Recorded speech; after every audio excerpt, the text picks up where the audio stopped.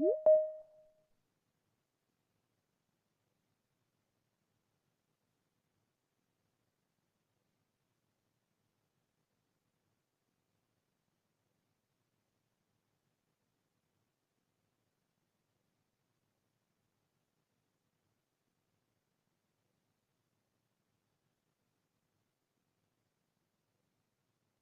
evening, everyone. It's 5 o'clock here. We'll get the committee of the whole meeting started. Welcome to everyone online and welcome to everyone in the chambers here tonight for the meeting. Call to order. I will now call this committee of the whole meeting to order. Approval of the agenda additions to the agenda. I'm going to turn it over to the acting CEO for closed session agenda amendment and the request to host closed session in advance of staffing reports. Good morning. Dear, oh dear, that's a terrible way to start off. Good evening, members of council, Deputy Mayor Pringle, members of the public. Yes, if we can, the second item on the closed session agenda is no longer required on the basis that it was to provide an update, which I'm sure you've all seen. A member of staff has been able to return to the building this week, and so we don't need to have a conversation about that. So that's not needed this evening. And then for adjusting the agenda and allowing the closed session to come in advance of staff reports, there are matters in the closed session update which aren't directly relevant but do have implications for some of the items you may be discussing as a result of some of the staff reports. So it would be prudent to bring that item up to before staff reports so that you're able to understand that. I appreciate we've got quite a large number of members of the public in the audience this evening, Deputy Mayor Pringle, and possibly also, in fact, definitely also online. It's a busy screen up there this evening.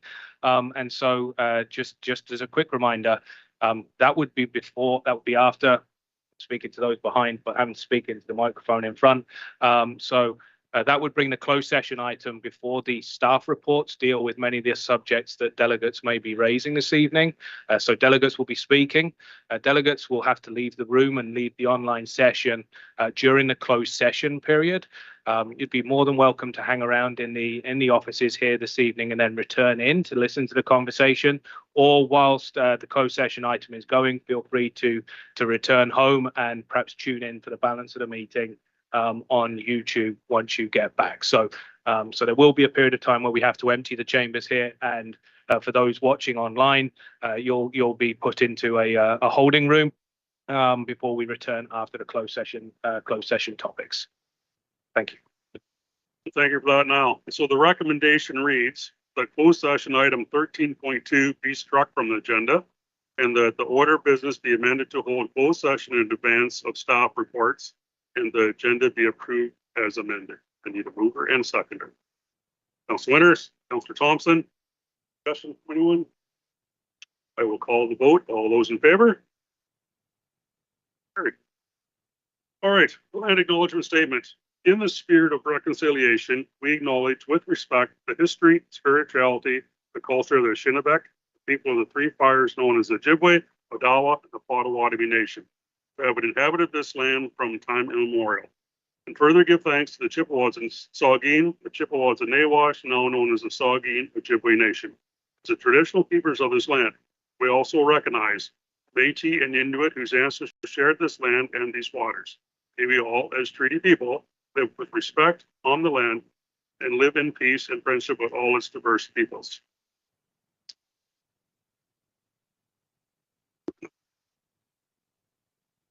Now, I do need to see if someone would volunteer to read the acknowledgement statement for the November the 8th council meeting. Takers on.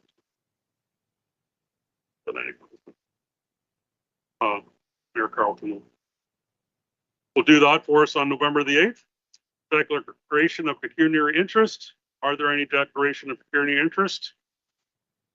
If one should arise, let us know and we will address it at that time. Announcements. Does any member wish to make an announcement? Quiet. Public hearings. Nil. Delegations. Public question period.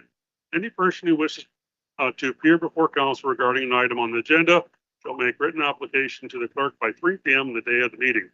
Register www.georgianbluffs.ca reports/delegations or call the clerk's office at 519-376-2729, extension 603.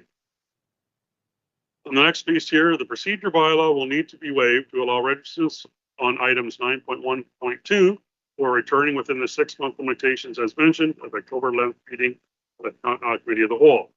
Need a mover and a second to that line. Councilor Colburn, Thompson, all the vote, all those in favor. It's carried. All right, we do have a delegations here on 9.1.2, DEV 2023-51 reports for Georgian Villas, phase 3 of Calla Beach, the Dell. I do have a list of people here that would like to speak. We are going to limit you to 5 minutes. Do that would be great. And my first one on the agenda is Cindy Shanks. Welcome, Cindy, in 5 minutes. I just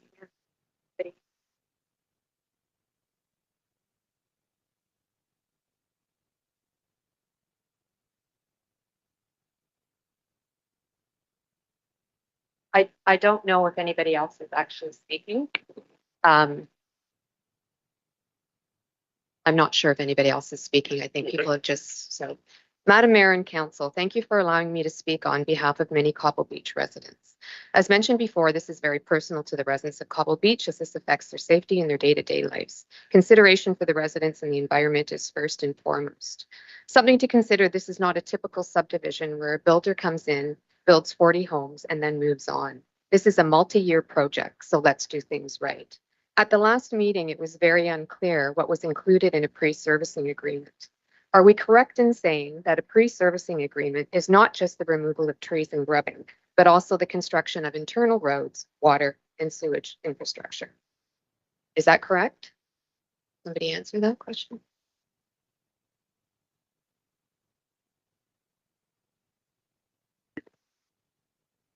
So through you, Deputy Mayor Pringle, I believe that staff will be addressing that question when we come to balance. So I'm not sure how the best way of dealing with this is.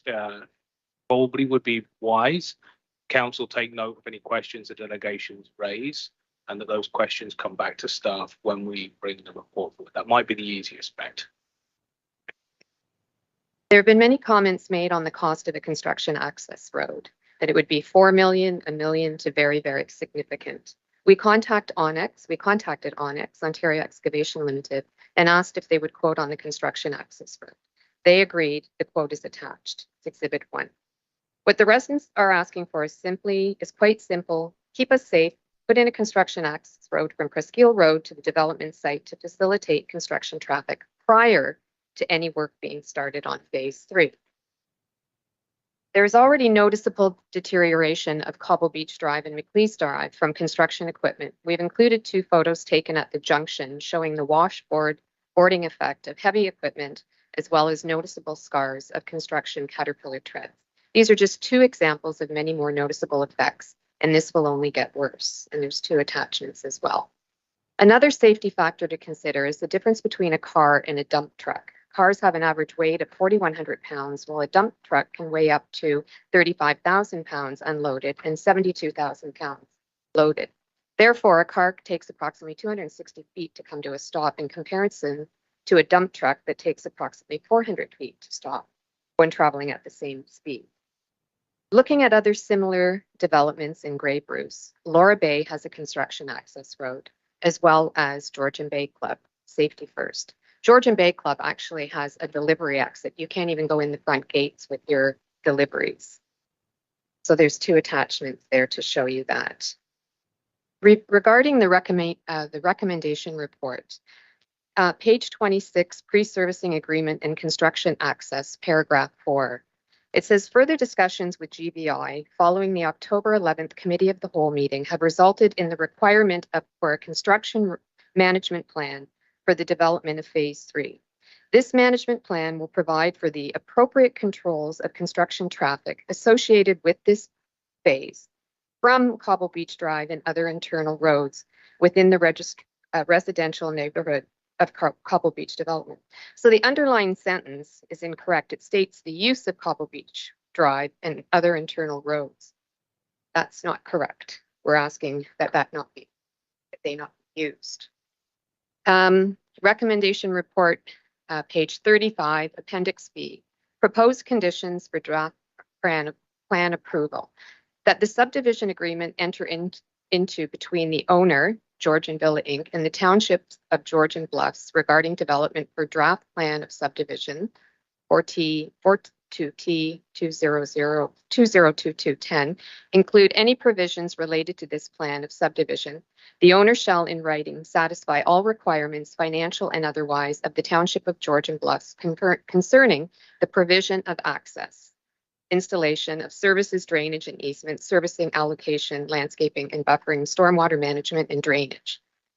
So when we go to the pre-servicing agreement, page 40, the construction management plan, number 12, the owner agrees to prepare a construction management plan that addresses matters regarding construction access, timing, traffic management, road conditions, and other matters related to the day-to-day construction activity during the development of Phase 3 lands. In the recommendation report, page 26, pre-servicing agreement and construction access, paragraph 6, the agreement also includes a requirement for a tree preservation plan to be prepared for Phase 3 lands. The tree preservation plan is a common request when tree clearing and grubbing are involved. This plan will delineate and protect areas when tree removal is not warranted. The plan will also be reviewed by the county ecologist. Pre-servicing agreement, page 41, tree removal. The owner shall remove only the trees required for the installation of works comprising underground services and roads, as determined in the field by the engineer and as approved by the County of Grey and the Township in writing. A tree preservation plan shall be prepared for review and approval by the County of Grey, Grey-Sauble Conservation Authority, and the Township prior to the removal of trees. Our concerns: there is no mention of a construction access road from Presqu'île to the development site, and that it is required to be installed prior to any commencement of work. There is no documentation outlining the tree preservation plan. Are there separate documents that contain the outline for the construction management plan and the tree preservation plan? The functional service report, and this is dated January 26, 2003, and it's the site description. The subject property is currently a grass field with open space. This is a brand new document, and the core description of the land in Phase 3 is incorrect. Page 5 of the same statement, existing drainage. The site consists of mainly grass fields. And again, the description of the land for Phase 3 is incorrect. The master servicing study dated May 2007, page 28, 5.4.2 external. This traffic study will be updated once 200 homes are developed to ensure that the assumptions used in the report are correct. So we are past 200 homes, and has a current traffic study been completed? The stormwater management report final dated July 2007, page 3, number 2, expiry of approval. The approval issued by this certificate will cease to apply to those parts of the works which have not been constructed within 5 years of the date of this certificate. And then we go to page 22 of the same stormwater management report, and of pipe control measures. Please note that the ponds have been designed for the ultimate development of Phase 1 and 2. So it does not refer to Phase 3. So does that now mean that this report is now invalid? As you can see, there are many unanswered questions, and we feel that a pre-servicing agreement is premature at this point. Madam Mayor, Council, Mr. Benner and staff, we would like to take this opportunity to thank you for all your hard work, time and patience as we work together regarding this application, Phase 3, Cobble Beach. Thank you. Thank you, Cindy, for that. Any questions from staff at all? Okay, thank you. Thank you for that, Cindy. And next on the list is Murray Davenport. Murray, you have 5 minutes for your presentation.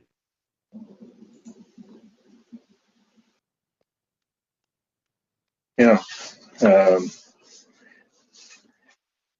I made a presentation to the July the 12th public meeting, and I noticed that it wasn't included in the the consulting planner's report that's on file with council today. So I'm going to read the same presentation again. My wife and I have owned 40 acres of land south of Churchside Road East within Lot 27, Concession 3 in the geographic township of Sarawak, now the township of Georgian Bluffs. The County of Grey issued conditions of draft plan approval for a 28-lot plan of subdivision on these lands, and dated July 23rd, 2020. The original 3-year expiry date was July 23rd, 2023. However, the county has since extended the expiry date for conditions of draft plan approval until July 23, 2026.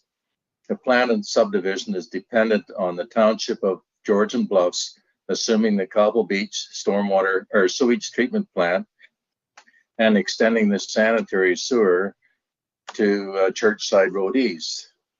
The township of Georgian Bluffs report number OPS 2020-014 dated March the 4th, 2020 states that an amending agreement was reached with the Georgian Villas and passed by bylaw number 2018-101.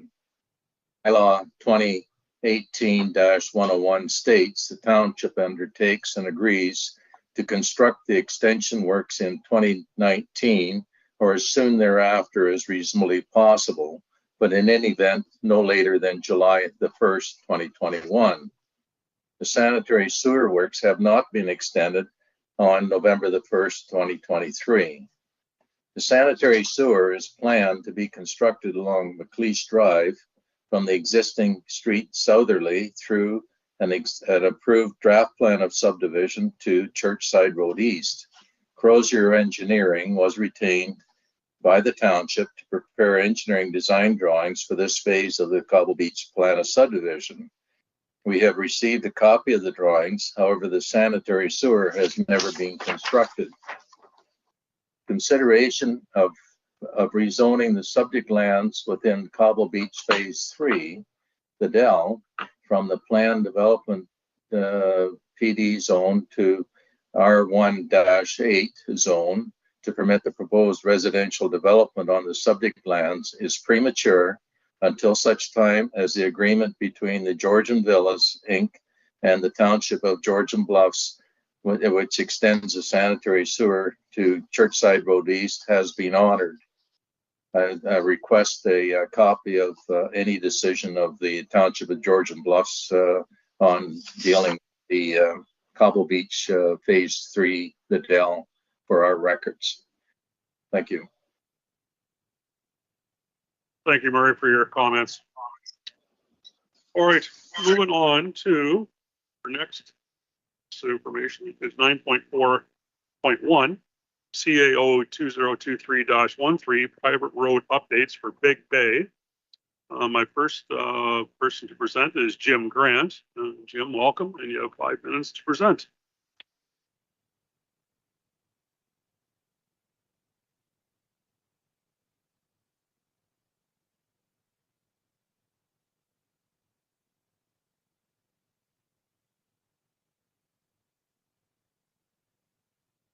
Good evening, Mayor Carl, Deputy Mayor Pringle, CAO, locally, and staff and council.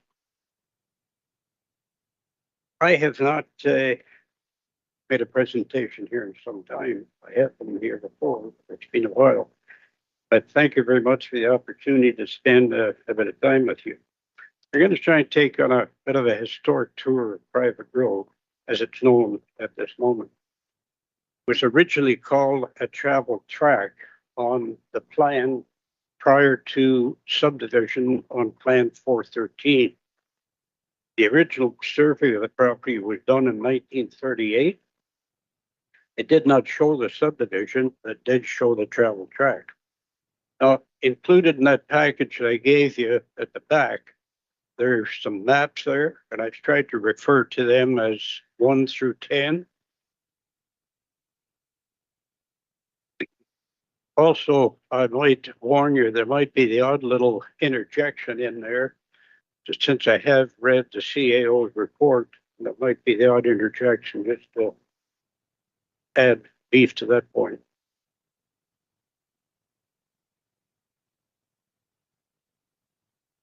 You see in your first map, the track, as they call it, the travel track, forks up at what is now the east end of private road. Map number 2 shows it would join up with the unfinished road to the south. Now that unfinished, so you go right to the east end of private road, you come to a 66-foot undeveloped road allowance, which is owned by the township. Map number 3 shows it hooks up to the road running north out of Kemble to complete the connection between Owen Sound and Warwick. This map was produced in 1942. The road above private road, now known as Grey Road 1, was not completed until 1955. Therefore, the connecting road had to run along the shore. The next map shows a connecting road to be Grey Road 26. So Grey Private Road was at one time Grey Road 26. This road along the shore was the only access to farms that occupy the land up from Grey Road 26. There are 4 access points along the road. Road allowance east end, which is the undeveloped 66-foot road allowance. There's a 40-foot driveway between lots 25 and 26, a 30-foot right-of-way between lots 1 and 3, and the 5th map in the set shows the definitive location of private road and its feeders. You can see it as a little bump sort of on the bottom. That is private road as it was originally. That map comes from the 1800s. It comes from the book Big Bay North Keppel, The Way It Was by Lynn Porter. Private road should share the same vintage as Mill Street in Oxenden.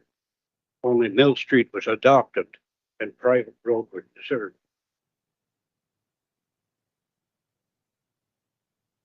Up to the date, the research was made very difficult. My research was made very difficult up to the unavailability of the Keppel Township meetings. I had seen these a number of years ago, but somehow or another, the books were not available at this point in time. The books that I referred to were about 8 by 10 hardcover, and everything was handwritten in there. I looked at those, I guess, prior to one of my other meetings with you or with the council, and they're quite informative. But this time, when I asked for the minutes of Keppel Township, they brought out a big book. I looked at it, and all it was financial statements.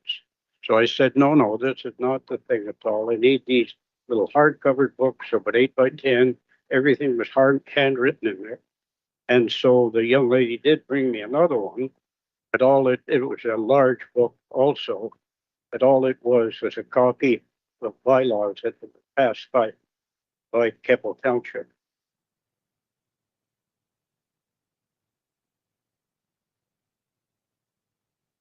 At this point in time, Georgian Bluffs has 3 strikes against it. The culvert between lots 21 and 22 on Plan 413 washed out in 205.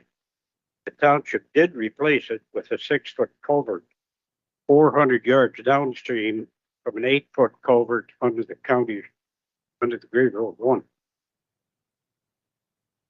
The first strike comes when that culvert washed out again. The township claimed that since the culvert was on private property, they would not replace it. They said they had installed what was as a courtesy, but the thing is they installed an undersized culvert. So they should have been responsible for replacing it. The culvert at the county road's a 6-foot, 8-foot culvert. The one that the township put in under private road was a 6-foot culvert. They give us a section of used culvert which we put alongside the 6-footer that was in there, and the landowners shared the expense of the installation. Strike number 2 happened in 2010 when the owner of lot 25 was erecting gates on both sides of her property over private road. The Road Access Act, which I'm sure you're all aware of, states that no person shall erect any barrier across a common road without permission of a judge.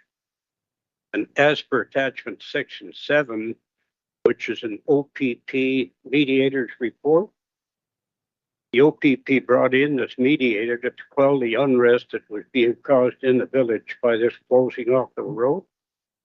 The township admitted to her that private road could be considered a common road since public monies had been expended on it prior to this. The township did nothing about it. The only way that you can erect a barrier across a private common road is through judge's consent. The township did not push the landowner to go to the judge at all.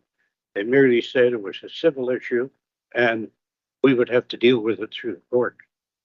That was sort of an ongoing theme. The township commissioned and paid for a survey of the Shore Road launch in front of lot 25. The surveyor added 80 feet onto the property by scaling a non-dimension portion of Plan 413.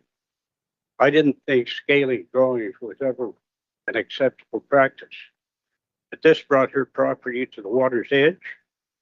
A judge's decision in court in 1993 in Owen Sound stated that there's a 60-foot strip of land inland all the way from Owen Sound to Tobermory, but not in front of lot 25, according to the surveyor's position of the state.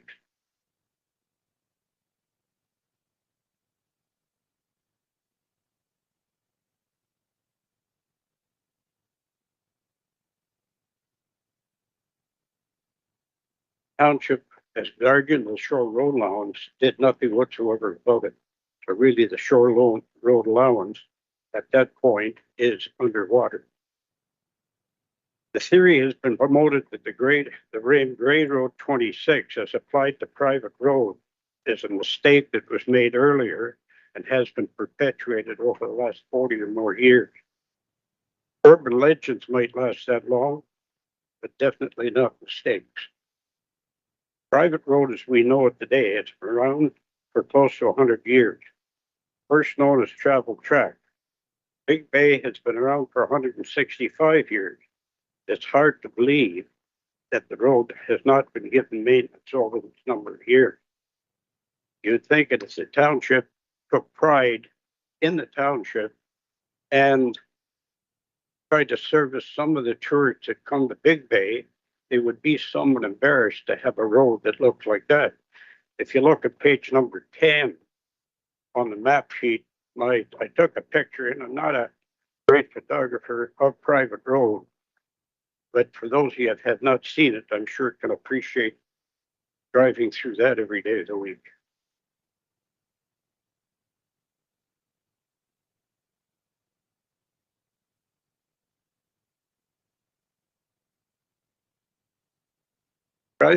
As I said, private road was first known as the travel track, then became Grey Road 26 and John Street, and at the time of civic addressing in 1995, it was named private road. Previous council had always taken the position that it was a private road and they had no responsibility for it. Keppel Township did not pass a bylaw to name, private road. They did pass a bylaw that accepted the civic addressing as it was done by Grey County, I believe. There's never been any paper trail at all of the privatization of the road from John Street to private. It was only just a name change done by civic addressing. Strike number 3 is that the township did nothing even to bring the road up to its own property standards. This is property standards bylaw 10.2, states that there will be no potholes, no ruts, no standing water. This private road at the west end is the epitome of everything that should not be as far as the bylaw number 10-2 is concerned. The other position that was taken, and this, one of the questions asked by the OPP was if the road was graded previously and why did the grading stop? Township, the position was the grading was discontinued as this was the township's opinion. The police lady, the police constable asked questions of the OPP and of the township. And the township sort of got a double kick at the cat in a sense because the mayor at that time was chairman of the police services board. So therefore there's a bit of conflict of interest, one might say there. The grading was discontinued as a result of comments from affected neighbors. The road superintendent at the time suggested to stop the grading and council agreed. Now, there's nothing, I haven't seen anything of a bylaw being passed to stop the grading. Grading took place intermittently between 1998 and 2001. Coincidentally, 2001 was the year of amalgamation. Private road is not fully privately owned. The road in north of my house, north of my survey, is totally outside the line of my property, and there's quite a few like that also. So it's not a private road. I guess the township is responsible for that piece of road, I would say, and any others that are not fully into the where the travel track does not go onto private property. And my lot is one of those, as are the three next to it. I've been accused a number of times of wanting the township to assume the road. I have never, ever made that request. And I've seen what it did cost the township to assume a road just recently, so I certainly would not want to be party to that. All I want is for the road to be maintained such that even low-slung vehicles can get down it without damage. A number of our friends and relatives cannot drive down to our cottage. They have to park at the dock and walk down from there because the vehicle will bottom out in the holes between the dock and our cottage. The wood needs to be done, needs to be scarified right down to the bottom of the pothole. That rough material would be graded and packed, and then gravel, graded and packed again. And one of the things, or the thing that the landowners at the west end complain about most, is that if the road is fixed, people will speed down there. What I would suggest is that if we can come to an agreement that the road would be fixed, then speed bumps would be put in possibly every 120 feet down the road. Speed bumps do not need to be an expensive item. They don't need to be a manufactured item. Just down the road on Duar, as a matter of fact, they have put speed bumps in there just by taking a small bucket full of screenings and just put it down to form a V and then pack it down. And those speed bumps, just out of screenings or stone dust, whichever you want to call it, have lasted for at least 6 or 7 years.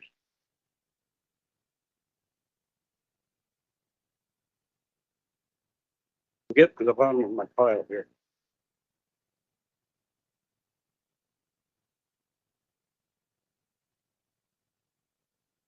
It's a nature private road, and this again comes back to the staff report.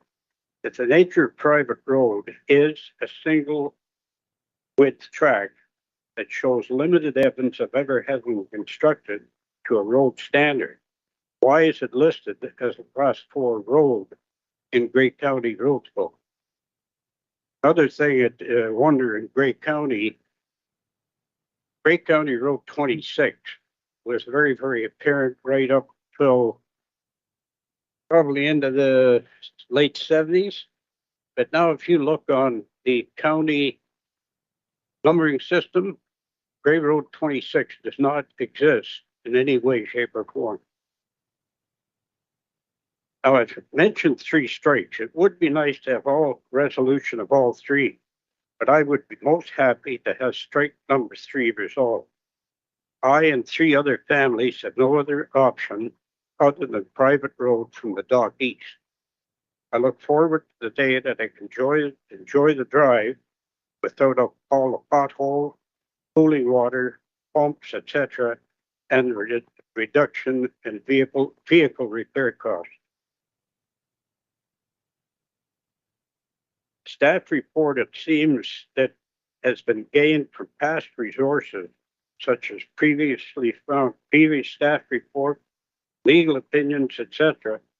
There is an adage that if you keep asking the same questions and expecting a different answer, something is not right. You would think that the township would have more pride than to allow a road to reach that condition.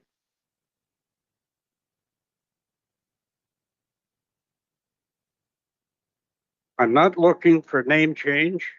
I can live with the name private road as long as the township realizes it's private in name only. Thank you very much. Thank you, Jim, for your presentation. All right, on to the next one. Ken McPherson's in with us.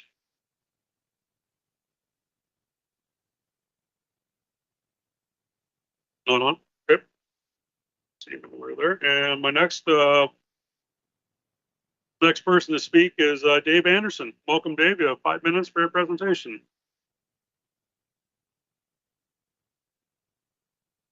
Thank you, guys. I have some duplication with Jim and I'll try to edit it out. So if I pause, that's maybe what I'm doing. Madam Mayor, councillors and staff, thank you for the opportunity to speak on the issue of private road, Boyd Road, Johns Road, John Street. It's had a few names over the years. I appreciate the effort that went into the staff report. I do find some items in the report somewhat confusing. And my first item was the fully privately owned road comment, which is in the staff report, followed subsequently in the next sentence by the statement that the township owns parts of the road. So I found that confusing. And that's on page 3 if you wanted to look it up, but Jim already mentioned that. And if the township had no ownership of the road in question, why the maintenance for decades on the road? And I know from personal experience and family experience, since we've owned property there since 1961, that the road was maintained from 1961 through to the early 2000s. When the road washed out because the culverts in front of our cottage, which are different than the culverts down by Jim, they were put in undersized and they'd wash out every year for 4 or 5 years. And my mother contacted the township and said, they're washed out. And they came down and they added gravel and regraded them. And eventually she asked that they maybe would put in properly sized ones. And at that time, in a letter to the township of Georgian Bluffs, it was November 9th, 2003, she asked the proper size ones put in, and she said, Johns Road has been where it is for over 100 years and supersedes the present grade 1. And I'm not certain of the township response to Mom's request, but the whole road washed away, I think the next spring or summer in a flood, and the county replaced the culvert with a properly sized one. Also on page 3 of the staff report is the statement that a 1922 map shows there were no roads in the area at that point. And again, I'm duplicating something Jim said, but North Keppel was settled in the mid 1800s. Certainly by 1875, what is now called private road was there. There were many roads there. Unfortunately, I think the 1922 map in the staff report just doesn't include any roads. I think it was a layout of properties and chose not to show roads. Development of cottage properties began in 1939, and access to the cottage lots was made via Johns Road. Hydro was brought in the area at the same time, and the lines were placed on Johns Road. Some duplication, sorry. In my opinion, ultimately, the problem here is the creation of a plan, which I think is 413 in 1951, that divided the land into building lots with no real attempt to understand what the existing landscape was.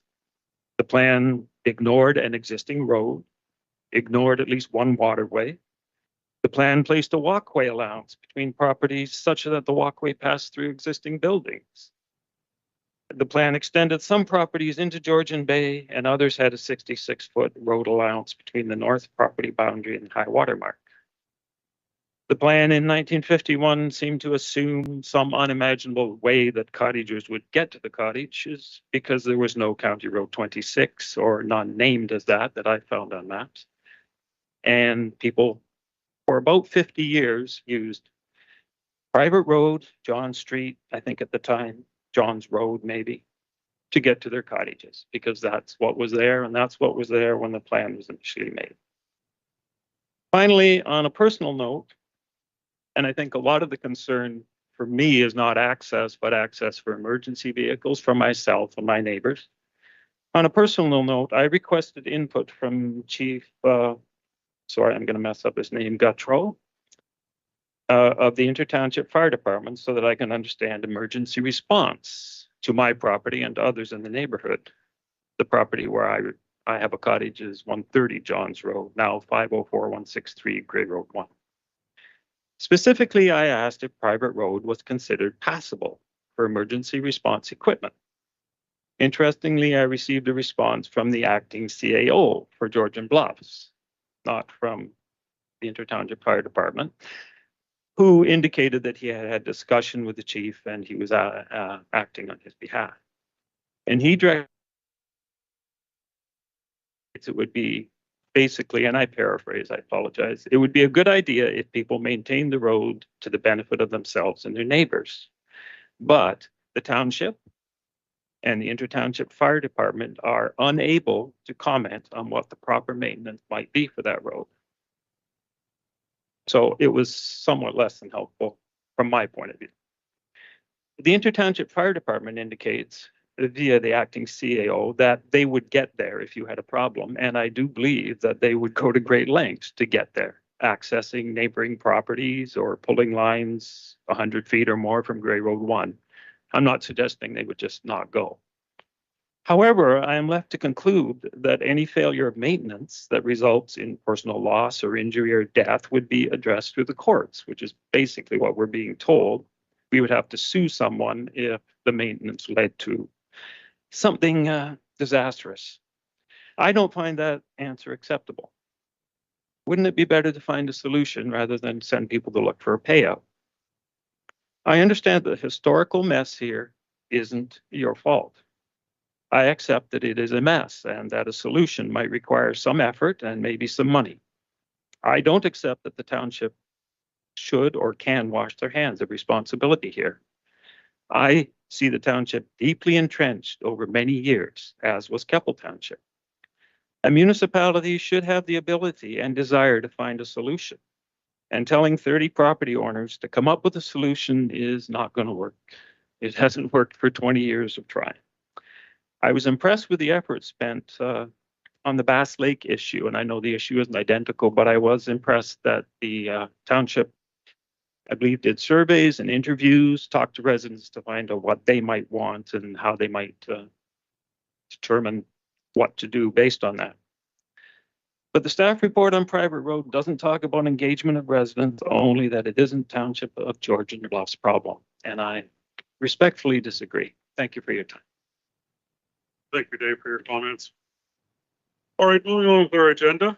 7.2, items not on the agenda. Any person who wishes to appear before council regarding an item on the agenda may make written application to the clerk by the Thursday preceding the meeting they wish to speak at, and to register, it's www.georgianbluffs.ca/delegations, or call the clerk's office at 519-376-0000. 2729, extension 603. 6.2.1, Sandra Hong from the Alzheimer's Association or Society, Grey Bruce. Welcome, Mrs. Hong. You have 15 minutes to speak. Thank you very much. Good evening, members of the Council of the Township of Georgian Bluffs. I thank you very much for giving us the opportunity to present a Blue Light Awareness campaign for the Alzheimer's Society's Awareness Month, which is held in January. Our goal is to raise awareness about Alzheimer's disease and other dementia in not only the Township of Georgian Bluffs, but neighboring municipalities as well. And according to, if we look at the numbers of individuals that are impacted by this disease, according to the Hopkins study in 2011, there were about 3,652 individuals in Grey and Bruce County that were diagnosed with Alzheimer's disease. We know research does tell us that only about 1/3 of individuals actually seek a diagnosis. So the true number is actually closer to 12,000 individuals in Grey and Bruce counties. So our hope is, of course, to reduce stigma. So the primary goal of our campaign is to reduce the stigma associated with Alzheimer's disease and other dementias. Encouraging open conversations about cognitive changes is certainly essential to ensuring early diagnosis and support. We know we know that Alzheimer's disease doesn't just affect individuals that are diagnosed. We are connected to these people who are trying to find their way with dementia. It's your friends and neighbors, people you see every day in your community. It's the person behind the disease. And of course, it's the care partners who give everything they have and the family and friends whose lives are changed forever. So we're hoping to collaborate with the Township of Georgian Bluffs. So we seek your support to make our community more dementia friendly. So hoping to work together to break down barriers and improve the quality of life of those impacted by this disease. We invite various organizations within the community to join our cause. Really, it is about lighting Georgian Bluffs blue. And I know realistically to light the water tower blue is probably out of the question. But a simple message on your sign outside of your municipal office or in Shallow Lake as well would be greatly appreciated. So we certainly hope that others will take on the cause within Georgian Bluffs and light maybe their offices or business blue as well to bring out awareness. And we invite individuals to do so. So I guess just kind of endorsing our message and hoping to share with you what message we're wanting to display on your boards. We were thinking Alzheimer's affects millions. Let's raise awareness and end the silence. And just speaking to that, Alzheimer's affects millions highlights the sheer scale of the problem. It acknowledges that Alzheimer's is not a rare or isolated condition, but rather a widespread issue affecting significant numbers of people worldwide. And so by mentioning that it affects millions, it just emphasizes the urgency of the matter. Let's raise awareness, just encourages individuals and communities and organizations to actively work on increasing awareness about Alzheimer's disease. Raising awareness involves disseminating information, certainly sharing stories, and educating people about the condition it affects and also available resources. And then lastly, the message emphasizes ending the silence. So Alzheimer's disease, as I mentioned earlier, is often stigmatized or not openly discussed. So many people affected by Alzheimer's may face societal taboos or reluctance to talk about their experience. So this part of the message encourages open dialogue and communication about Alzheimer's, aiming to break down the barriers and misconceptions. So just in conclusion, to wrap this all up, the Blue Light Awareness Campaign for Alzheimer's Awareness Month is about creating a more supportive and inclusive community. So I thank you for your attention, and I look forward to working together with you to positively impact on the lives of those affected by dementia. Thank you very much. Thank you for your presentation there. Any questions or comments from staff? Thank you for your presentation. I think that was a good reminder for us all. And given the demographics in our township, I'm sure that a lot of folks are affected. I'm just wondering if the ask can be taken forward by staff to get some key messages out there on our signage and maybe on our website. Absolutely. Through you, Deputy Mayor Pringle, to Councillor Coburn. Yes, I'm pleased to say that we've had some back and forth with the Alzheimer's Society on this one. As noted during the presentation, the delegates' presentation, we don't light things up in quite the same way as some other municipalities do. So we don't have a tower with lights that we can change colours, or a township building where we can readily change the colours of the lighting here. However, we do have 2 highly visible street signs that we can use to promote messaging around that, and certainly change those into a blue theme for the period of the month. I believe we also have a flag, if I remember rightly, and so there are certain flag poles that we would be able to mount the flag up during that month. I don't know if any member of council wish to put forward a motion to that effect, to ask the staff to explore ways of marking the month, but we certainly do have ways in which we'd be more than happy and able to support the awareness month. And of course, we would accompany that with our normal social media and media postings, as we would do. Thanks for that, Noel. Councillor Day. I am glad to speak and take an opportunity to thank you. I know that your society has made a big difference in the lives of many caregivers and folks living with dementia. So thank you. And I do move that we direct the staff to work with the Alzheimer's Society to light ourselves blue as best as possible. Councillor Thompson. I was gonna offer to move, but my colleague's done that. That's terrific. I think that I'm always impressed going by the Shell Lake about how our signs, I don't get to go by this one as much, but I'm always impressed with the sign in Shell Lake always has graphics that are impressive and bright. So surely we can find for that month something that we can maybe get a banner on that, or something that shares. So definitely lend my support. Thank you. So looking at our deputy clerk here, you probably got something in line, or is it already done, completed? Dear Deputy Mayor, so if council would support, I would suggest that the motion be crafted as such, that the township hereby commits to recognizing and participating in Alzheimer's Awareness Month in January and the Blue Light Campaign, and that staff be directed to work with the Alzheimer's Society of Grey Bruce to promote the campaign. I think you had Councillor Day as a mover and Councillor Thompson second that. I'll call the vote. All those in favor? It's carried. Thank you. Thank you for your presentation. All right, moving on to correspondence. We had a bunch of letters in support of the draft climate action plan, or all for information. Does anybody want to pull one or speak to any of those, or just for information? We're good?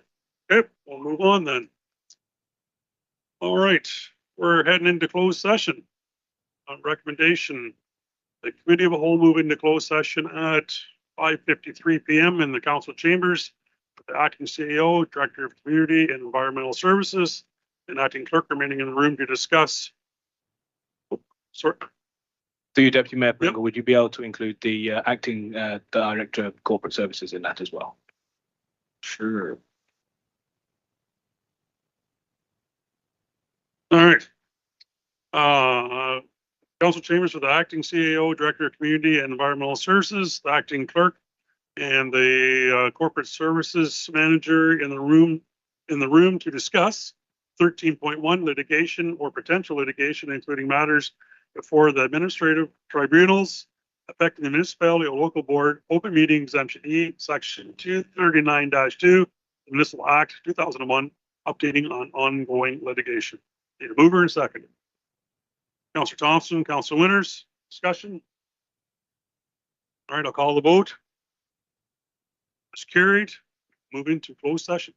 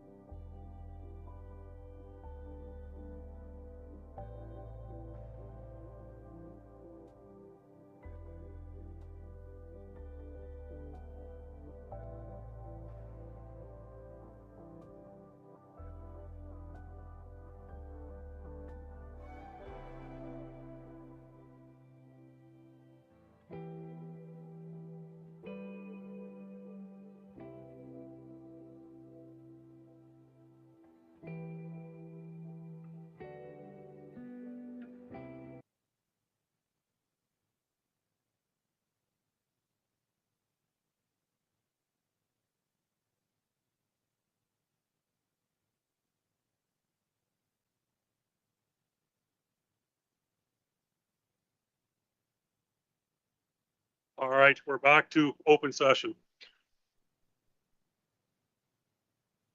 So actions out of the closed session, committee of the whole went into closed session under open meeting exemption E of section 239-2 of the Municipal Act 2001. As a result of closed session discussion, no action was taken. Moving on to staff reports. Development and Infrastructure Services, 9.1.1, DEV 2023-47 report for Z-03-21 William Keith Miles. Recommendation reads, application Z-03-21, which proposes to rezone a portion of the subject lands from the open spaces 1, OS-1, zone to a rural RU zone to permit the construction of a single detached dwelling and an accessory building, is consistent with the 2020 provincial policy statement, conforms to the County of Grey official plan, and complies with the overall intent of the Township of Georgian Bluff zoning bylaw. Subject to the following provisions, it is recommended that application Z-03-21 be approved and the amending bylaw be prepared and forwarded to council for adoption. The amending bylaw included: 1, holding provision which shall be applied to the subject lands requires adherence with the best management practices and recommended mitigation measures, including the environmental impacts statement study report as prepared by AWS Environmental Consulting Incorporated, dated January 2022. Number 2, an adjustment of the boundary of the environmental protection EP zone to adhere to the floodplain limit of the Sydenham River as identified in a floodline study report prepared by GM Blue Plan Engineering, dated August 2022. And 3, a provision reducing the minimal required setback from a portion of the subject land zone EP zone from 50 meters to 0 meters as per the recommendation of the Grey Sauble Conservation Authority. I need a mover and a second. Mr. Coburn, or Carlton, and we're going to discussion on this. Is Rebecca with us, or Rebecca? Good evening, Council. Through you, Madam Chair.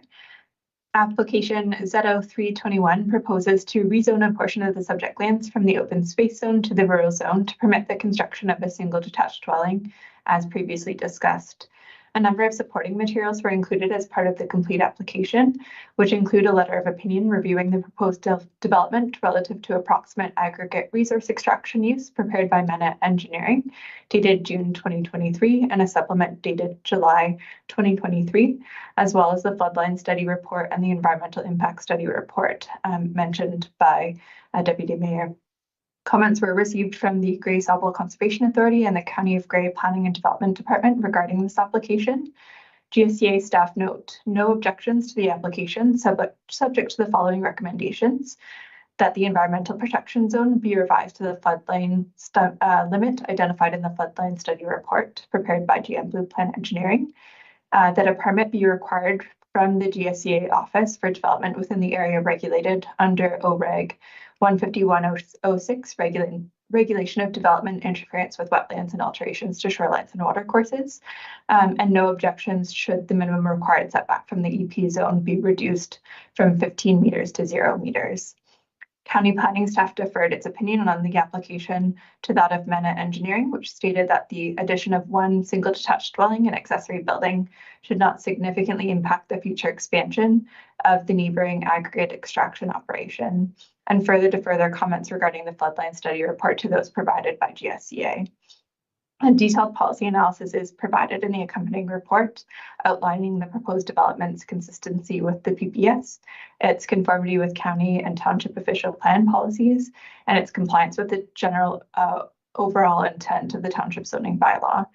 And subject to the following provisions that were already mentioned, it is recommended that the application be approved and that the amending bylaw be prepared and forwarded to council for adoption. I'm happy to answer any questions that members of council may have on this application before your decision. Thank you. Thank you, Rebecca, for your report there. Turn it over to council. Any questions from council? Councilor Day. Thank you. I would just like to clarify, as some folks might be aware, there's been a gap between the Grace Harbor Conservation Authority and the county assessing natural heritage. And I would just like to know if it wouldn't have been Grace Harbor, but if the county or if it was the county deferred that to Mina Consulting, if somebody looked at natural heritage and it's embedded in one of the reports. Through you, Madam Chair, the application was supported by an environmental impact study that was prepared by AWS Consulting, and that report was reviewed by the county as part of its overview of the application, as well as part of my review of the application. So there's more details on the natural heritage features and implications within the report attached to Council's agenda for tonight. Thank you, Rebecca. Follow up there, Councillor Day? Yes, please. I noticed what I'm going to call hemp dogbane, which has a different name in the environmental impact report. And to use it once for clarification, it's Indian hemp in the report, or Apocynon cannabium. It was called a locally rare plant. And if I'm reading the maps correctly, and I will fully admit that planning is not my background, so please correct me if I'm wrong, I think the hemp dogbane would be impacted by the construction. Hemp dogbane is food for pollinating species. Some of our native bees and wasps and butterflies use it as a food source. So I just would like further clarification on these developments coming in. The county did. I realize the EIS report is there, and I just don't know how necessarily it was used by the county and the municipality to make decisions.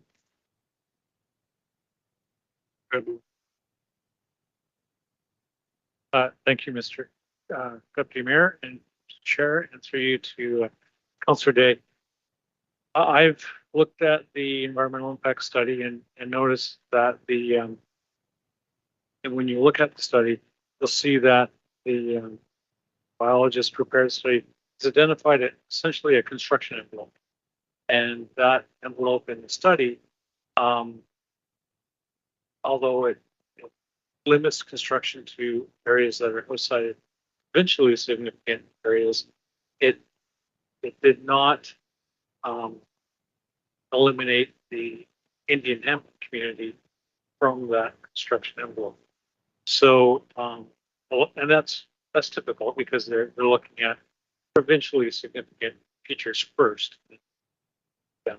From there, the construction envelope itself is quite large, and the Indian hemp community is actually located in the rear of that construction envelope area.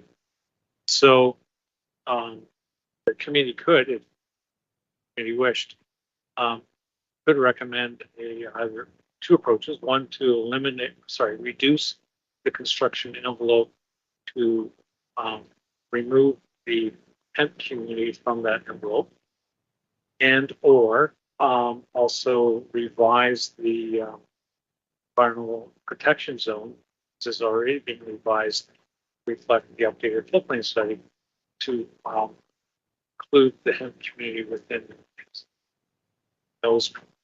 Either approach could be addressed through amending recommendation. Thanks for that. I do believe the habitat there is on the far eastern side of the property, right, heading towards the river. So it's chances of the building envelope aren't, it's extended into there, but doesn't, chances are you're not going to build.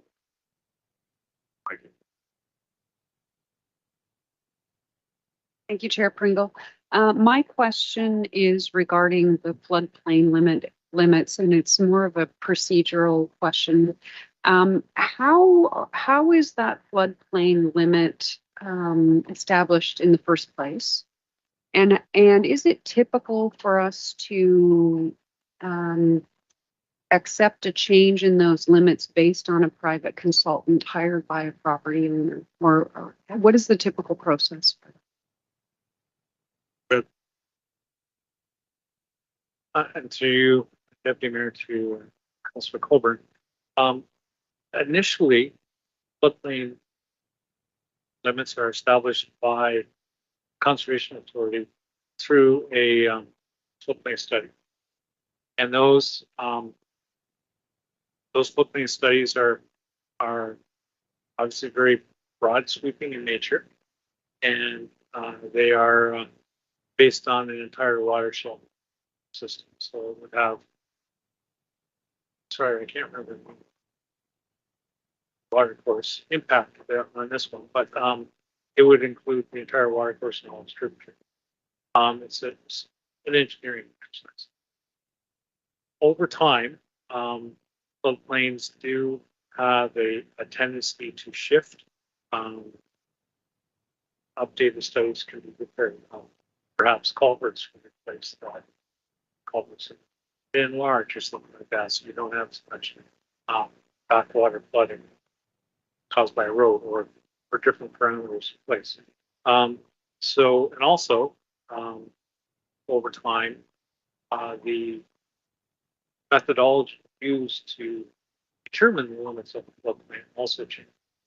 Data study parameters put in place and that sort of thing. So, when that happens, conservation authorities do permit other engineering firms to look at floodplains and certainly welcome more detailed studies to occur. And that's what occurred in this place. GM Plan undertook a floodplain study, reassessed the hydraulic modeling associated with that, and took, I guess, a more closer look at the floodplain within the reach of this subject. So, based on that, they were able to come up with a revised floodplain limit, and as such, it allows us to amend the environmental protection area to better reflect the floodplain.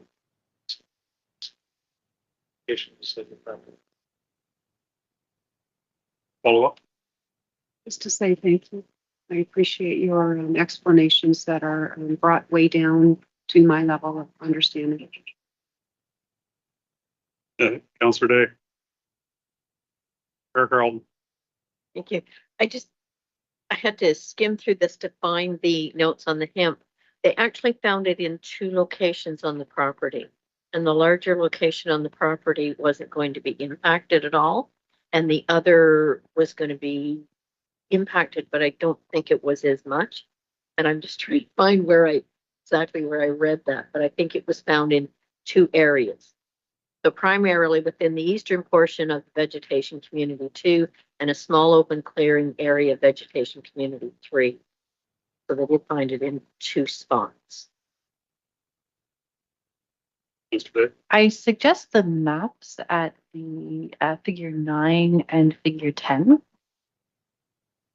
You can see the hemp dogbane is the darker green, and the black ash, the endangered black ash, is the bright green. And the dogbane, the hemp dogbane is within the building envelope. As far as I can tell from the map, that's where I was drawing my strong conclusion. And please correct me if I'm wrong. It's within the development envelope with constraints.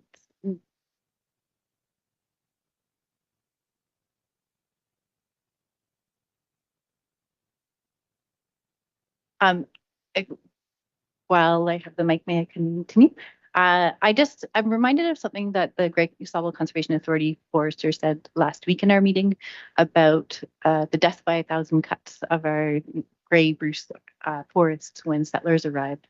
And I think it's fairly common knowledge that pollinator populations are not doing particularly well these days. So I would be curious to hear if there are some changes that could happen to the building envelope that would protect some of those pollinators without making it impossible for someone to build a home, because I don't want to stand in the way of home building and home ownership, but I would appreciate hearing some options.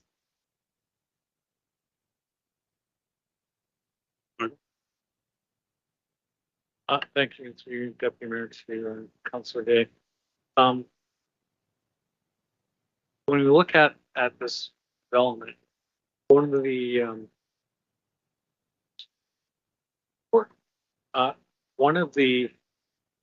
recommendations, jumping around a little bit, but one of the recommendations is to adhere to the best management practices that have been put in, and the mitigation measures that have been included in the environmental impact statement. And one of the ways to implement that is actually through site plan control. In fact, that was mentioned earlier in the report as well. So there's the idea of putting on a holding provision. Basically, so you have what that looks like is within a site-specific zone, rule zone with the -H. Many of the holes to where we've done that in other applications. So that kind of makes it that you can't lift that hold until further recommendations such as adhering to the best management practices and other mitigation measures, changing the construction envelope slightly as they move forward through the site plan approval process as a way of further controlling that development.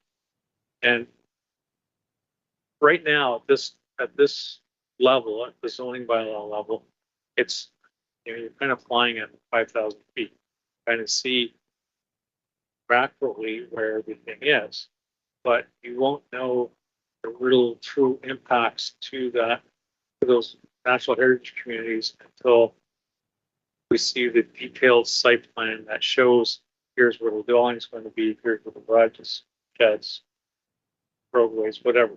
And that's when best management practices and mitigation requirements that was noted in the environmental impact study really become effective.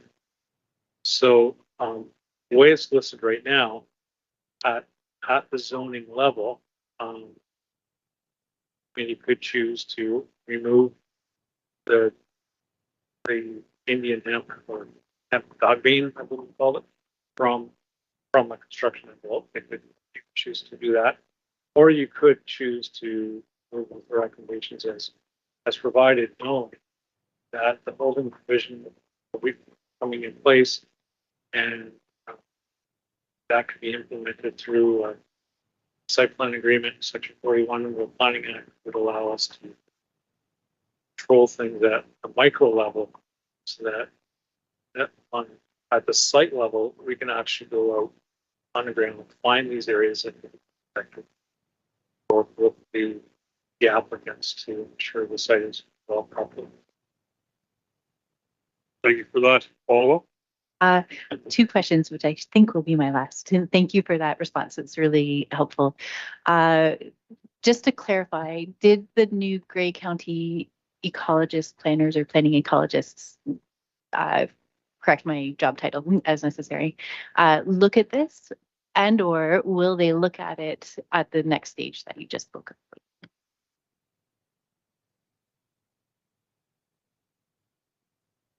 Thank you. Through you, Deputy Mayor. Just looking at, perhaps Rebecca can correct me if I'm wrong here as well. Looking at the county comments, it looks like they're noting that previous comments were provided by county staff or prepared by county staff in February 2021 and are linked. And I believe that would have been before the county planning ecologist was actually engaged with the county, but also before Conservation Authority lost its ability to review natural heritage features. So,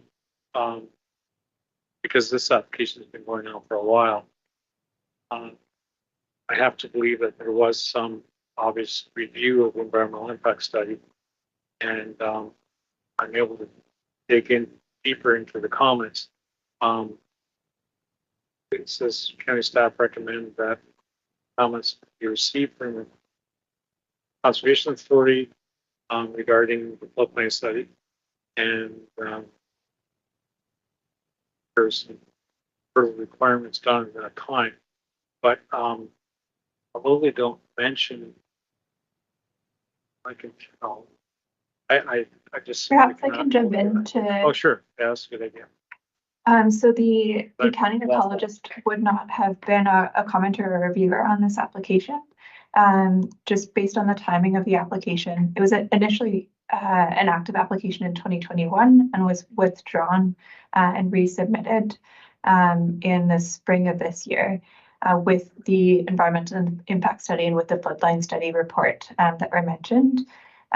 When this application was circulated to the county, it was County Planner Becky Hillier that reviewed the application, and GSEA staff would have reviewed the application with regards to the natural hazards on the property rather than the natural heritage features as well, just given their change in scope per the provincial government.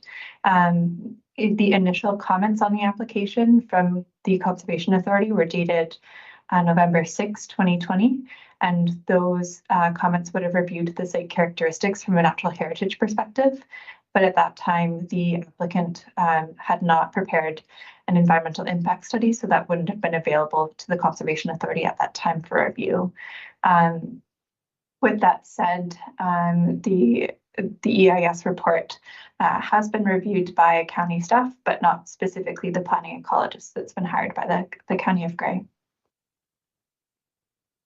Thank you, Rebecca. Any further? Oh, yeah, go ahead, Meadow.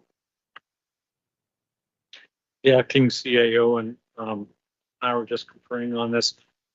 When this moves forward to a more detailed stage, a site plan stage, we can require that site plan also be reviewed by the planning ecologist at the county, knowing that we now have this environmental impact study to help manage that. So. Go ahead, talk to CEO. Yes, thank you, Deputy Mayor Pringle. Just for clarity, I think to Mr. Bennett's point there, it would be a useful recommendation to come from council that be added as an amendment, perhaps a bullet point 4 under at site plan level. Staff circulate in county planning ecologist for an ecological review of the impact, the environmental impact statement as it applies to this site plan. Isaac, your hand up. Yep. Solis. Yeah, thank you. I just want to talk about the mention of aggregate extraction and floodplains together. Wondering if you can tell me about just about your mention of aggregate. Is this an old aggregate pit? Is that what you're referring to?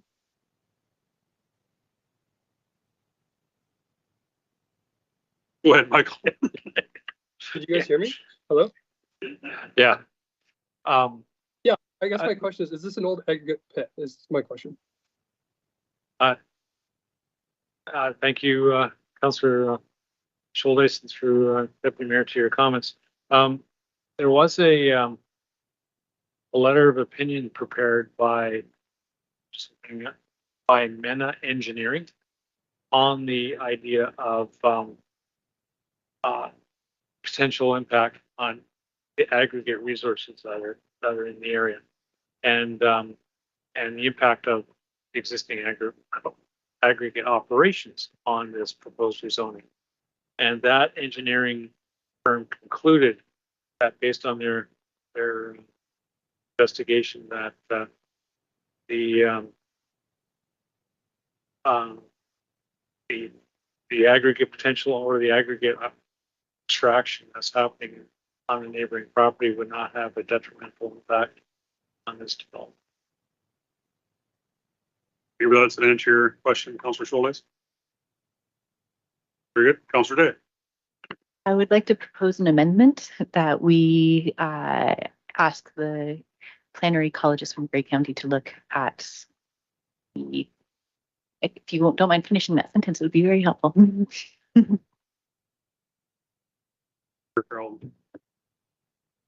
I think we might have the answer in the report at page 27, 17.2.1 identifies the impact assessment. That's where I got the idea. It was 2 different sections, but it's saying 30% of the original colony area. It's recommended that that be retained in a natural condition beyond the disturbed land. Alternatively, if more than 70% of the colony is to be impacted from the site development, it's recommended that prior to site alterations, 30% of the plant numbers within the impacted area should be transplanted to other suitable habitat. And it identifies doing it in June to optimize survival rates and with the assistance of a qualified person. So perhaps we can just ask to have that section implemented and monitored however it would need to be. Notable reading there, Carlton.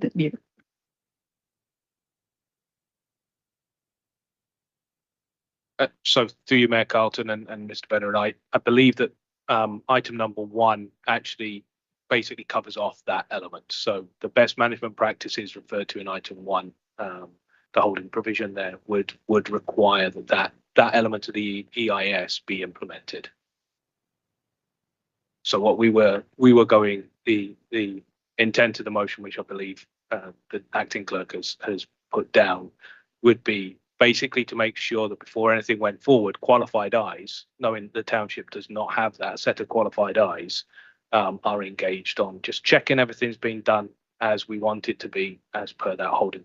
So that would basically be the purpose of circulating and recirculating to the county ecologists at that point in time. So if I'm taking what you're telling me there, I can say, oh, what we're looking for is covered in number 1. We don't need an amendment to the present recommendation. No, sorry, it's getting on. It's been a long day. No, I think there's two issues on the floor. I think the issue in regards to I'm not going to try and say the name of the species at risk, that the hemp that we're talking about, that the hemp populations on the property, that is covered off through the holding provision, but the assurance that the holding provision and those best management practices are being implemented in a sensible way at site plan, that is where the amendment of asking for the recirculation to the planning ecologist would basically make sure that not just the hemp, but every other part of the natural heritage of this property is being best addressed at the site plan. Yeah, go ahead, Lou. Sorry for the interruption, but through Deputy Mayor, I would suggest that recommendation 1.1 be amended by, it says that, so the holding provision as written is saying that the holding provision shall be applied to the subject lands requiring adherence to the best management practices and mitigation measures of the EIS. In addition to that we should say that that a site plan be prepared and reviewed by county's planning ecologist and the conservation authority and the township prior to the removal of the holding. That way it gives clear direction. Very good. All right. Mayor Carlton. I would move that amendment. All right, thank you for that. So if I turn to the clerk there, could she read the new amendment as you read this? Vote on it.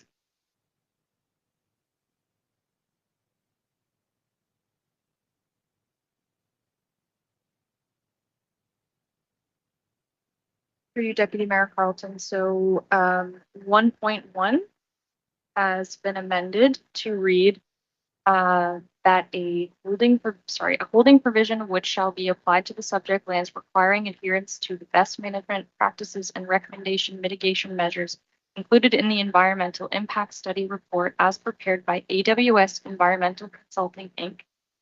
dated January 2022, and that a site plan be forwarded to the County of Grey planning ecologist, Grey Stubble Conservation Authority, and the Township of George and Bless for review and comment. Thank you for that. And you do have first and seconder. Mayor Carlton, I need a seconder. Councilor Day. Discussion. Call the vote on the amendment. All those in favor? That is carried. We'll go back and call. We had a mover and a seconder on the main motion, the original recommendation. I'll call for a vote. All those in favor for that. That's carried. All right, thank you. Right, on to 9.1.2, DEV 2023-51, report for Georgian Villas Inc., Phase 3 of Cobble Beach, the Dell. Recommendation reads, that staff report DEV 2023.51 being a recommendation report for the Dell plan of subdivision and zoning bylaw amendment 42T-2022-10 and Z-02-23 for Georgian Villas Incorporated be received for information, and the council approve application Z-02-23 and the bylaw be forwarded to council for adoption after the county has issued its conditions of draft plan for subdivision approval, and that the staff be authorized to provide a formal commenting letter to the county of Gray, which includes proposed conditions for the draft plan of subdivision with respect to application 42T-2022-10 as attached as Apex B to this report, and that the mayor and clerk be authorized to sign a pre-servicing agreement with Georgian Villas Inc. for Phase 3 of the Cobble Beach development bylaw and substantially attached Apex C to this report. We need a mover and a second. Mr. Hoover, Mr. Thompson, and we are going to go to, where's Rebecca or Michael? Michael, you have the floor. Thank you, Deputy Mayor. I do have a brief presentation that will help walk us through this proposal.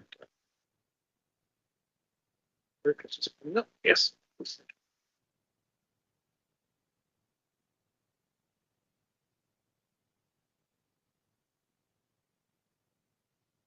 I was going to stand at that podium and get all official, but I'll work from here too. That works.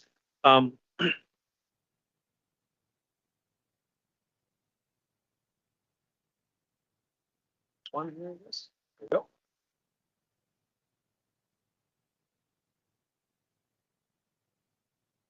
we go. Just by way of background, I want to provide a bit of a location map that shows where we are in Cobble Beach. What you're seeing as built so far are phases 1 and 2 that essentially run along Cobble Beach Drive, joining roads and what have you, down to Ironwood Way and along East Drive. Phase 3 is proposed to provide a northerly extension off of or to McLeese Drive, moving up to the end. And so, north is to the right where Percival Road is. So phase 3 will have a extension of McLeese Drive up, and then an internal road moving around.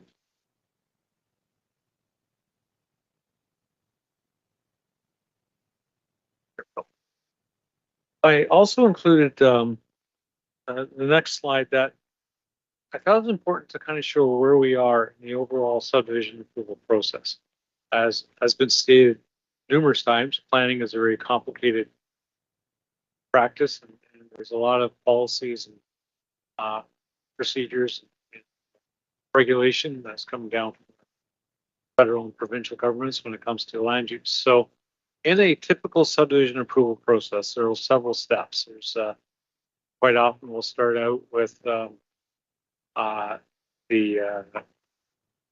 zoning approvals, or even prior to that, official plan approvals that establish the right for some sort of use, residential use in this case. Then it moves forward to actually creating conditions that would lie on that plan of subdivision. We call them draft plan conditions because the plan, quote unquote, has not been finalized yet. It's still in draft form, and that's what we call draft plan conditions.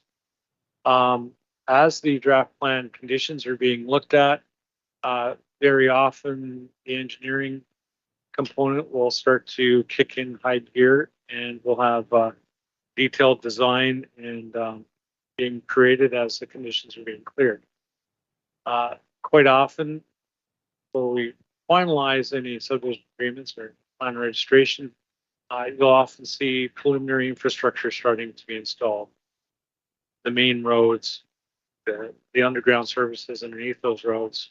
Quite often you'll have a stormwater management pond being installed and the sediment and erosion controls being put in place.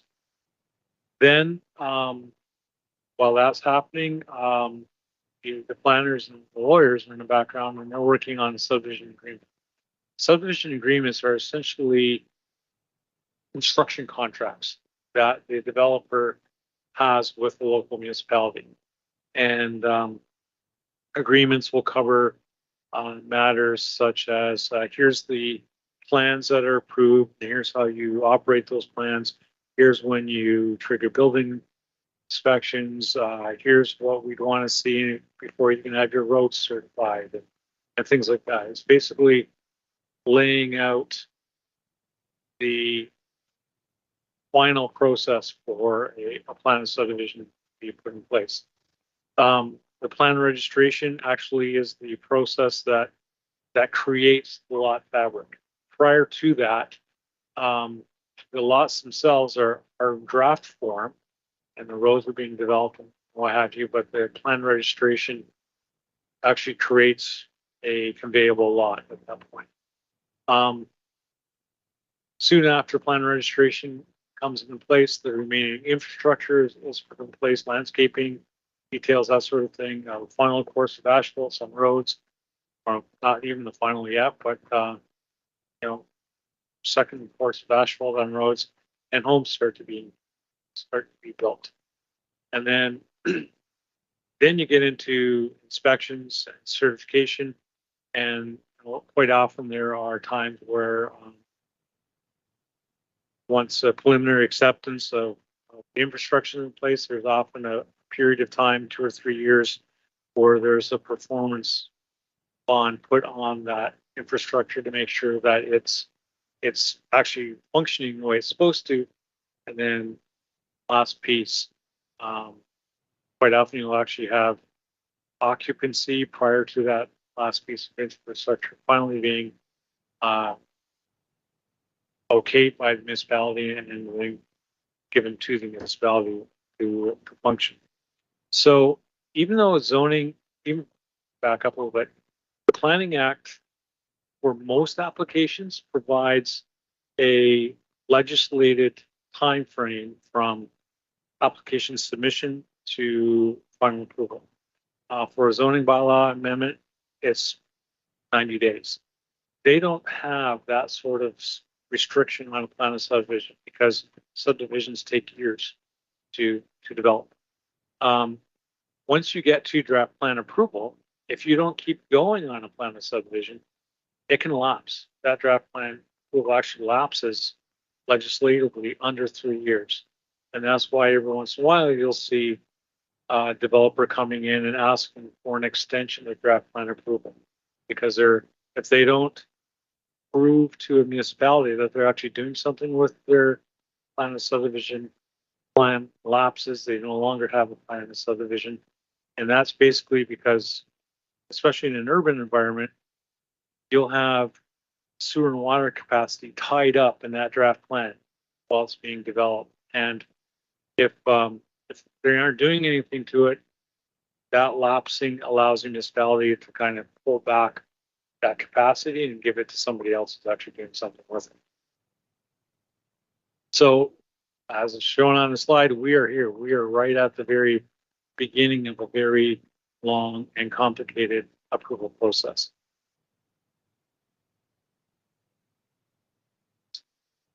There you go. So before us, we have 3 applications. We have a zoning bylaw amendment application. We have a plan of subdivision and a pre-servicing agreement. And hope we go through those 3 in a little more detail. The zoning bylaw amendment is the local piece that the municipality has approval authority on. It's one of the few things left in the Ontario Planning Act that can be appealed by individuals, by residents and other individuals. It basically in the zoning amendment, the township is the approval authority, and we rely on the county, conservation authority, Saugeen Ojibwe Nation, and other agencies to provide comments to us to better inform our decisions on the zoning bylaw amendment. Zoning bylaw amendments require public meetings, and there was one held on July of this year. And zoning amendments can only move forward if the overall official plan, the umbrella land use policy document, permits that general type of development to occur. It's difficult to zone a land for residential development at this scale if the lands have been designated in the official plan for industrial use, for instance. The official plan layer and the zoning layer should try to match. In this case, these lands under the official plan have already been slated for residential development. The Cobble Beach area has its own secondary plan associated with it, the county's official plan, that generally lays out what lands are slated for residential use, what lands have been set aside for environmental protection, what lands would be commercial or open space, being the golf course lands. In the case of this amendment, the amendment is simply proposing a change from residential development, or planned development, PD designation that you can see. Maybe you can't see it on the slide, but it's there, to a site-specific residential zone.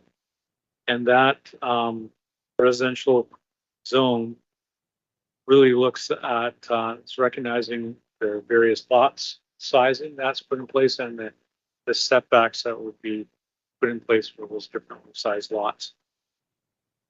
Going back to the public meeting that was held in July, through that initial circulation, we received comments from various agencies, including the Source Water Risk Management Office, the Great Salvo Conservation Authority, Grey County, Bell Canada, Enbridge Gas, and the Historic Métis Nation. During that public meeting, we also saw presentations from Mr. Davenport and Cobble Beach residents, and we received additional correspondence from at least 8 or 9 more residents, and all of those were included in the record for the public meeting itself. So bylaws for a plan of subdivision are, and you'll see why the recommendation was kind of written the way it was. Bylaws for plans of subdivision are typically adopted by the municipality. Maybe they're read first and second time and kind of held off with that third reading until draft plan conditions have been provided by the municipality. And that's to ensure that the provisions in the bylaw reflect the actual draft plan that's moving forward. That's a typical way of doing it, but council may wish to be comfortable with the zoning as proposed. In this case, it is a fairly simple technical zoning amendment. Council doesn't need to necessarily wait for draft plan conditions to be put in place. We can just zone the lands based on those provisions. It usually happens when you have a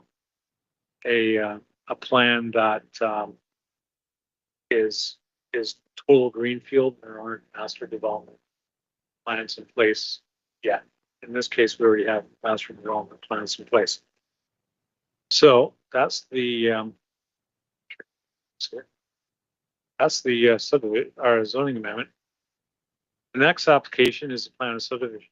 So in the plan of subdivision, Grey County is the approval authority, and we, as a municipality, are only one of several commenting agencies. There's commenting agencies would include utilities, Bell Canada, Enbridge Gas, have you, Conservation Authority, obviously, various other agencies that have been circulated, and our role as a commenting agency in this is to provide conditions for draft plan approval. So as a township, we will say, well, we want, in this case, we have about 17 conditions that we're proposing that deal with our infrastructure, our roads, our servicing, a little bit of stormwater management at the local level, compliance with the master development agreements that are already in place for Cobble Beach, and the creation of a subdivision agreement between Georgian Bluffs and the developer to ensure that what we will eventually own, the roads and the infrastructure, is actually built the way we want it to be built. I should also mention that very recently, last year or even earlier this year, I'm getting my bills mixed up because so many of them have been flying out lately. Bill 23 from the province is one of the bills aimed at getting housing built in the province much faster. And Bill 23 actually removed appeal rights from individuals from plans of subdivision. So you and I as residents or individuals can no longer appeal plan of subdivision. It only can be commenting agencies, crown corporations, and the applicants themselves. Then the third piece that the applicants would like to see is a pre-servicing agreement. Pre-servicing agreement is an agreement between the developer and the township. So Georgian Bluffs is the approval authority for that. Pre-servicing agreements, by their very nature, are not appealable. It's a contract between township and the developer. Grey County conservation authorities and other agencies, if we need, are typical commenting agencies to a pre-servicing agreement.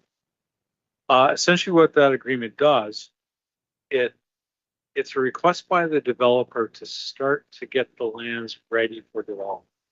So they're basically asking us to allow them to prepare the site, to do the clearing, grubbing, to work on the municipal infrastructure that would be required for this development to move forward.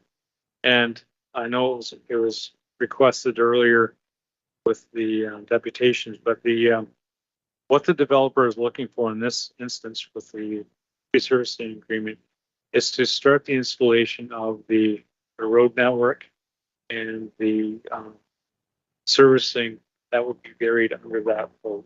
So your water, sewer, little infrastructure that would go in there. Once you start working on that level of development, you also want to ensure that your earth sediment and erosion control is in place and your overall stormwater management is in place, because you're starting to move earth, you're starting to create impervious surfaces, you're creating silt, other debris and sediments. So municipality, through a pre-servicing agreement, is basically going to turn around to the development group and saying, well, here are some of the things that we want to see if you want to start working at that level of detail on your property. We want to see matters that deal with construction access and the management of construction traffic on our road network. We'd also like to, typically there's limits of works are defined and the area is cordoned off with usually snow fencing or limit of work fencing or sediment erosion control usually also comes in at that point. In a lot of sites that are treed or partially treed, tree preservation plan is always important to have. There's also at least preliminary acceptance of the engineering studies and the design, because we want to ensure that what they're trying to put in the ground is ultimately going to be built properly. And then there's also financial securities and insurance obligations that need to be met. And that's all laid out in the pre-servicing agreement. certain areas of that agreement would require, we would want those areas, matters also reviewed by the county planning ecologist, for instance, and Grace Harbor Conservation Authority in terms of the tree preservation plan and sediment erosion control and stormwater management. Pieces are the engineering, that's the engineering drawings and studies that have been prepared are also being peer reviewed by our, actually, JL Richards and their engineering arm, JL Richards is actually looking at this. So that's what the the development group is asking for is a pre-servicing agreement at this point. Actually kind of hard working on two screens. So as he is aware, there's some many issues have been raised through this process, and the issues raised that I'm not trying to diminish any of those areas of concern, but a lot of the issues raised are more at the subdivision level than they are at the zoning. There's environmental impacts. Obviously, there's the idea of trying to protect rare and endangered species.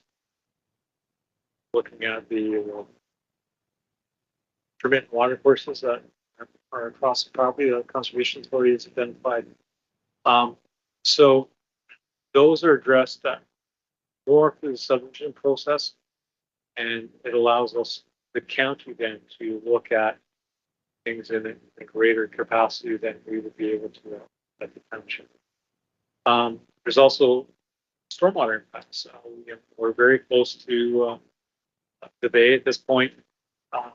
So looking at matters of water quality as it was coming off the site or enters the bay, that needs to be addressed.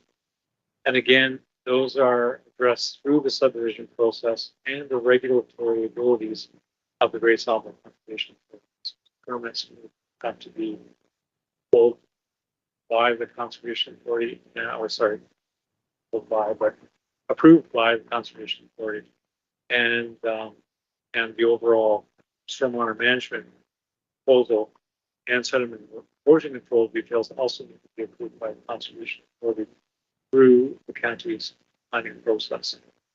And thirdly, there's a major concern is the construction access. Clearly, the residents of live in Collow Beach now are very concerned about construction traffic moving along Collow Beach Drive and other internal roads. So there's been that concern of, if you're going to develop this phase 3, how are you going to get the construction traffic down there, and what are the impacts for roads? So those concerns are obviously been taken very seriously by the county's staff and township staff, and are addressed in detail in the planning report that's for you tonight. That was somewhere neighborhood of 96 pages or something. So that's why I thought a slide presentation might be better. So recommendations and next steps. So at this point, staff are recommending that the zoning amendment move forward. It's essentially a technical exercise. It is simply rezoning lands that are already zoned for development, planned development, and putting a more tighter residential zone that's very site specific for this property. So there's no real large consequence of this zoning on these lands. But that being said, very recently, in the last 36 hours, staff have received additional information that we haven't had a chance to review yet, and certainly council has not been aware. So because of this additional information coming in at such a late hour, at least to our eyes anyways, the information that's come in, and we haven't reviewed it, so, but it could have a bearing on the draft plan conditions and the pre-servicing. We may, as we review this, maybe we want to add more conditions to that, to our conditions for the draft plan. And there may be additional assurances that we require for the pre-servicing. So we're suggesting at the staff level that perhaps the recommendation be broken into its several components and pieces being voted on separately. We're suggesting that it may prove to defer recommendations on for approval for draft plan. Certainly open to any questions.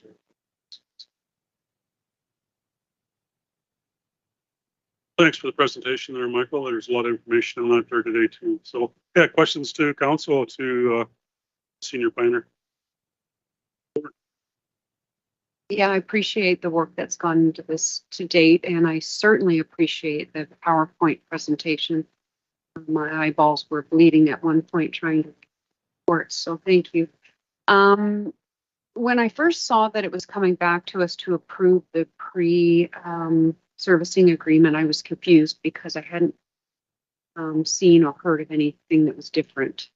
So that, I think, was going to be a bone of contention for me. But now that I understand that some new information has been received and that the developer seems willing to work on that, particularly the access road, I'm happy with the recommendation that's that you're suggesting now as an amendment, that we defer that part of it. And I don't personally see anything wrong with going ahead and approving the zoning.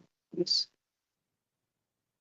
Sorry, I also just wondered if the presenters' questions all got answered. I do know that some of them did, but perhaps not all of them. Do you want me to take a stab at this with my sketchy notes?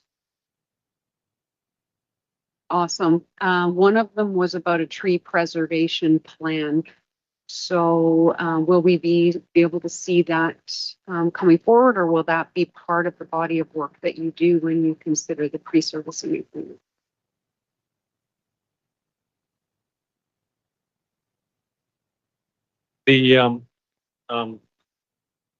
Through the mayor, and before I answer that, I also wanted to note that we do have the applicant's planning consultant who's available to answer any questions, perhaps make some comments on it too, if the committee so wishes.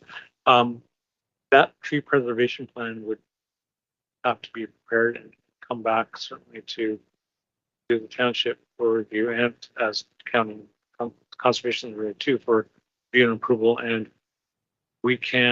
that would be part of the report moving forward on the pre-servicing agreement if we get to that point. So that would be part of that, as will the construction management. So as a committee, you'll have a chance to review that. Any other questions? Yep, Councilor. Thank you, Deputy Pringle. Through you to Michael and maybe the acting CEO.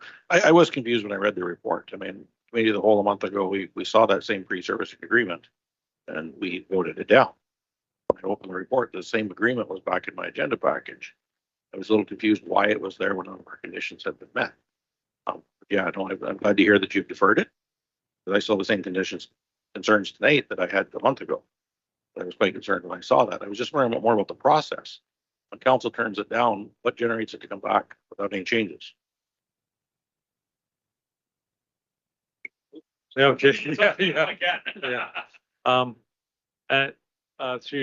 Deputy Mayor, that is a good point. And there were we did add some additional requirements under that pre-servicing agreement, namely the tree preservation plan and the construction management plan that would also look at the construction access components. And That was put in place to help address some of the concerns that we raised when we originally saw it, knowing that the tree preservation plan and the construction management pieces would have to be reviewed by township staff as well as county conservation authority, and then those pieces brought back to the committee. So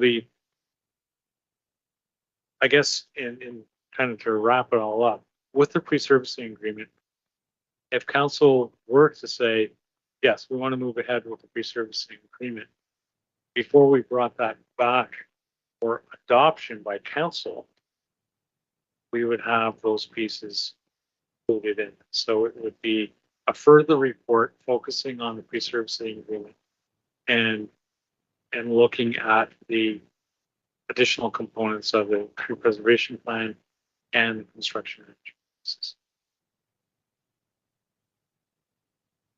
Thank you for that, Paul.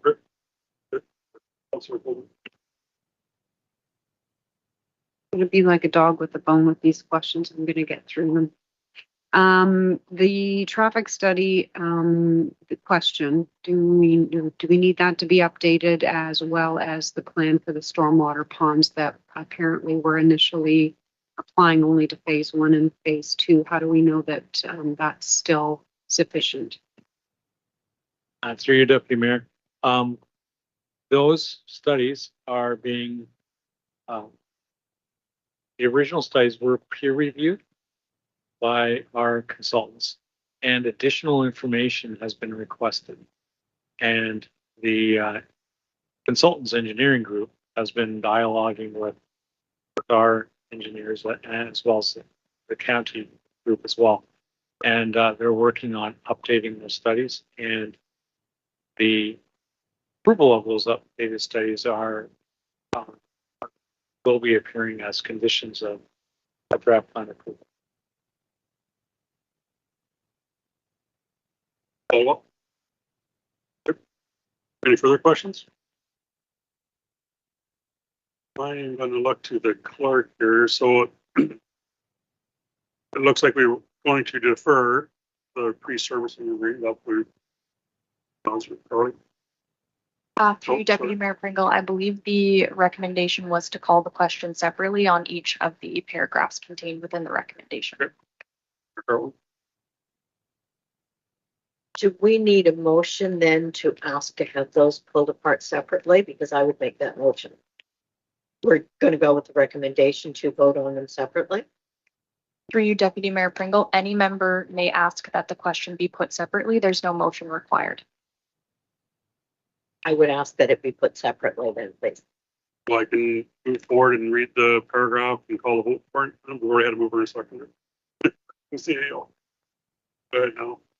I believe there might have been, I think you according to my scribbled notes, Deputy Mayor Pringle, I believe all questions apart from possibly the sanitary question had been answered or asked. So I don't know if anyone wanted to follow up on the sanitary question. Yes. Please, thank you. Do you want to speak to that? So thank you. Through you, Deputy Mayor Pringle. One of the delegates did raise a question about the sanitary. The sanitary provision to off-site development, i.e. the extension of sanitary services to, in this case, Churchside Road East, is not something that can be considered as part of this planning application. It was considered as part of the Master Site Plan Agreement in 2007 and subject to a second agreement which lapsed in 2021. So sanitary provisions to Churchside Road East can't be considered as part of this program because they are part of a secondary supplemental agreement. Township staff continue to work with the developer on the addressing an alternative agreement to one that has lapsed. Any further questions? Council Winters. So, through you again, Deputy Mayor Pringle to Acting CEO. In that master servicing agreement, there is provisions in there that if the municipality sees fit, they can ask for that sanitary sewer system to be turned over to the municipality, correct? So we're close. So through you, Deputy Mayor Pringle, yes, there are clauses in the agreement which provide for the municipality to assume the operation and future maintenance and operation of the sanitary system as it stands. And we can continue to work on that sanitary system on our lands. That doesn't mean sanitary extension services go out to Churchside Road. It would be the assumption and the maintenance of the existing wastewater treatment system. Follow up? Mayor Carlton? I do, because when I read that sewer agreement, I read it that if we required sanitary sewers outside of Cobble Beach, that we could request to take it over and take them out to outside the property, is the way I read that agreement. So through you, Mayor Carlton, sorry, you're quite correct. That is the agreement. We don't have land at this point in time with which we can take the sewer anywhere from where it exists at this point in time. So the trigger is we need to have a corridor that we can place that sanitary system in. We don't currently have a corridor we can place the sanitary system. Further questions? Look at that, King's Clerk here. You want me just to read the paragraph again and call for a vote on it? Through you, Deputy Mayor, I would be happy to assist with this one if you wish. Please do. So moved by Councillor Kathy Moore Coburn and seconded by Councillor Ryan Thompson. That staff report DEV 2023-51 being the recommendation report for the Dell Plan of Subdivision and Zoning Bylaw Amendment 42T-2022-10 and Z0223 for Georgian Villas Inc. be received for information. Call the vote. All those in favor? It's carried. Okay, second question, that council approve application Z0223 and the bylaw be forwarded to council for adoption after the county has issued its conditions for draft plan of subdivision approval. Call the vote. Need a mover and a second. Mayor Carlton, Councillor Winter, or Councillor Thompson? All those in favor? It's carried. Okay, third question, that staff be authorized to provide a formal commenting letter to the County of Grey, which includes proposed conditions for the draft plan of subdivision with respect to application 42T-2022-10 as attached as Appendix B to this report. The mover and a seconder. Coburn? Thompson? Favor?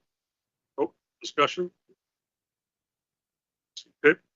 Councilor Lawrence. Are we not deferring this section at this point in time?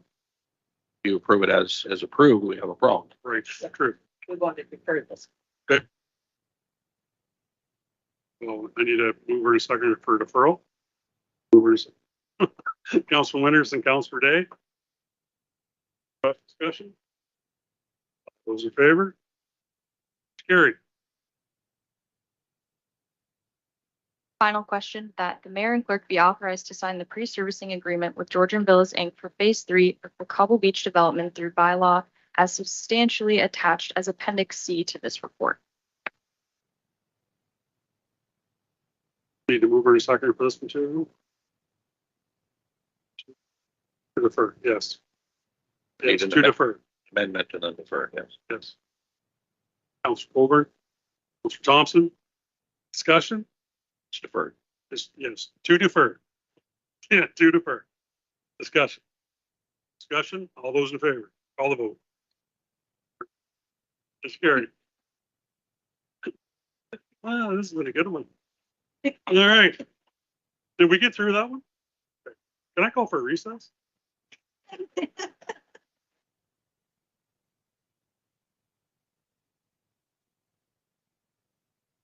So through you, Deputy Mayor Pringle, just briefly before everybody leaves the room, there's no timeline associated to that deferral. We will work through the elements that have come up in conversation, everything else like that, as quickly as we are able to.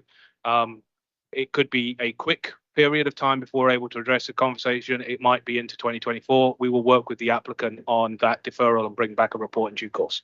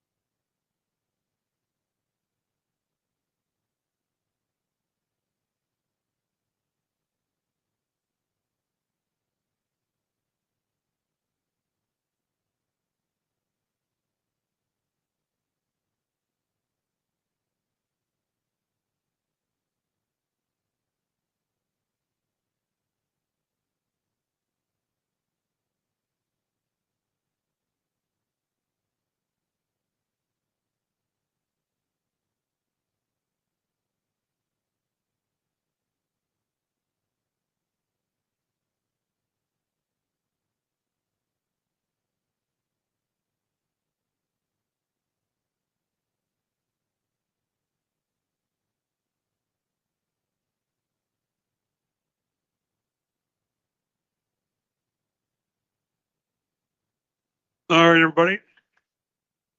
We're back. Yep, sorry, Councillor Thompson. Well, I was just gonna make it more formal. Yep. Request to bring item 833 and 841 up on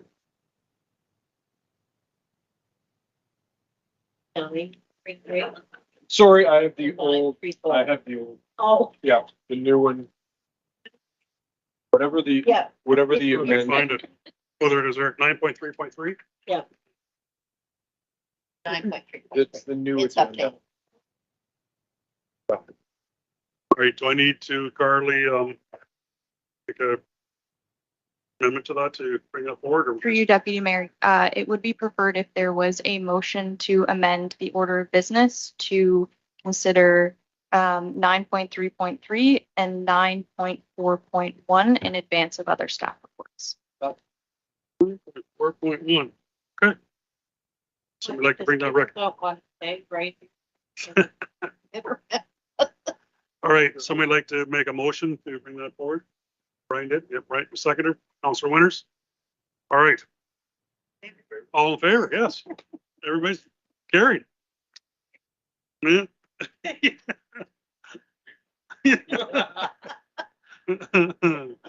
Okay, all right, 9.3.3.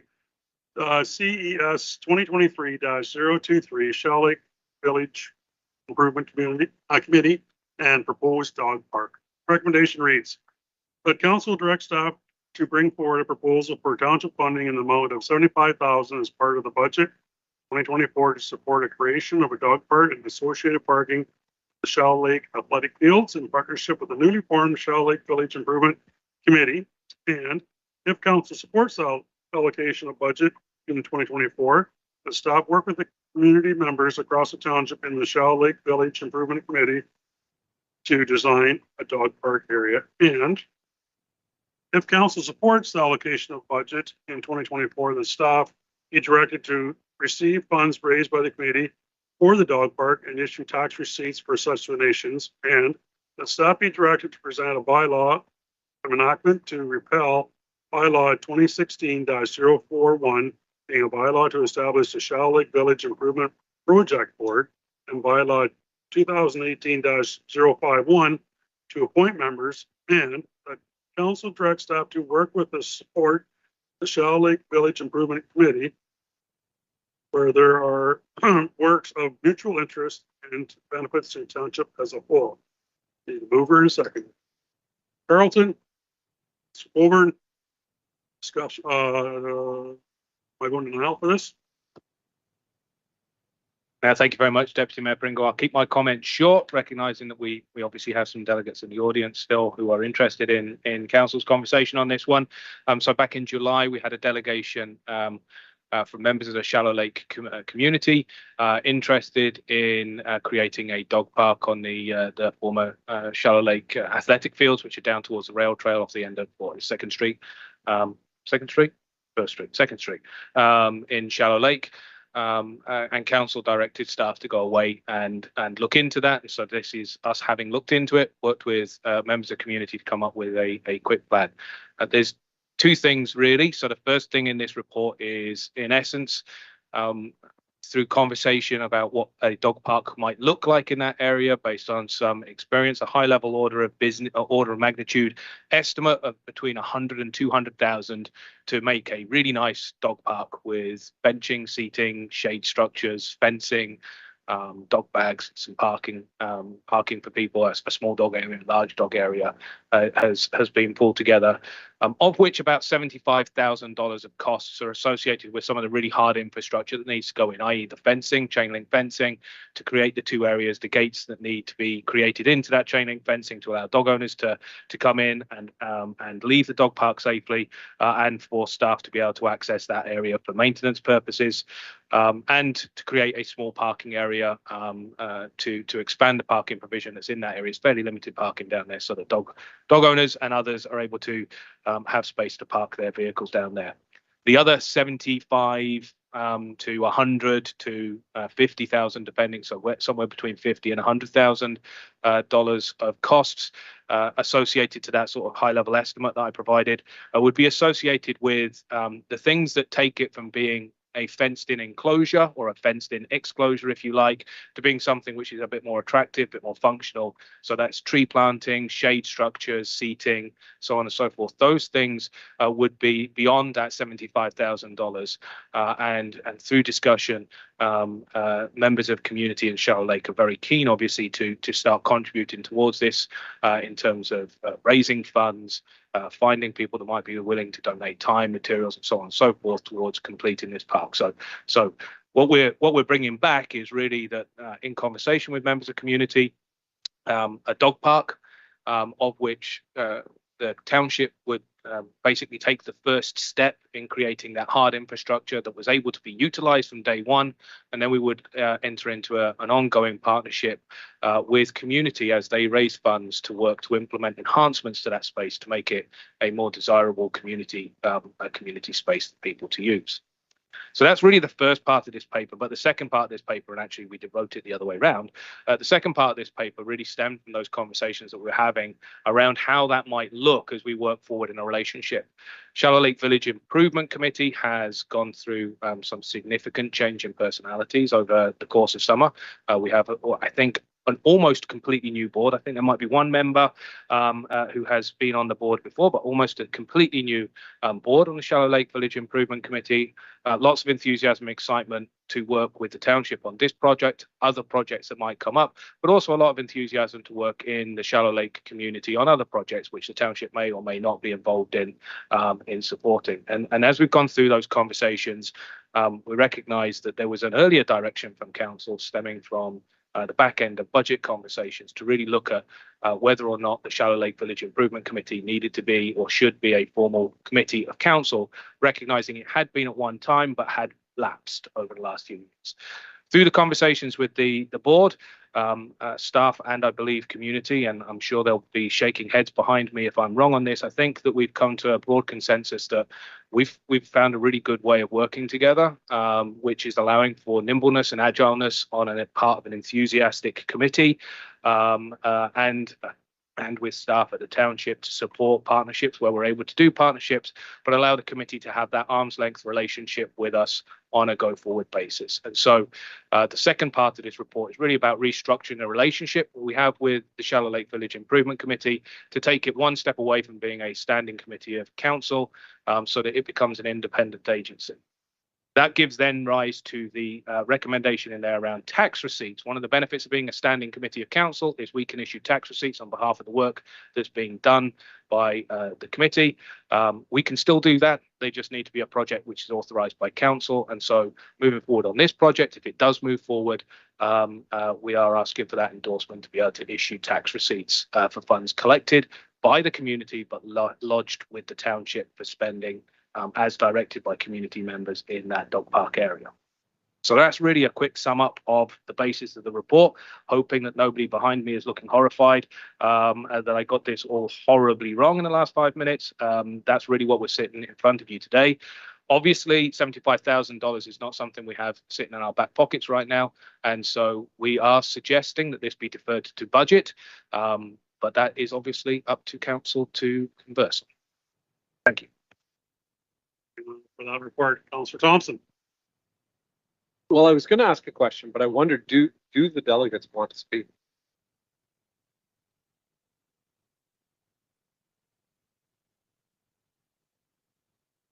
Okay.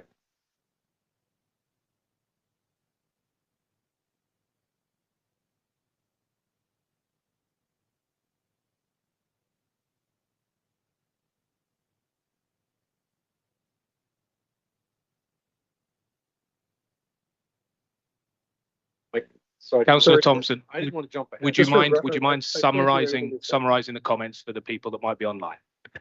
Sure. So my question to the delegates who so kindly and with determination sat through the meeting to this point, I just didn't want to jump in with my questions ahead of them, but the representatives are eager to get launched and agree with our acting CAO's summary of his report.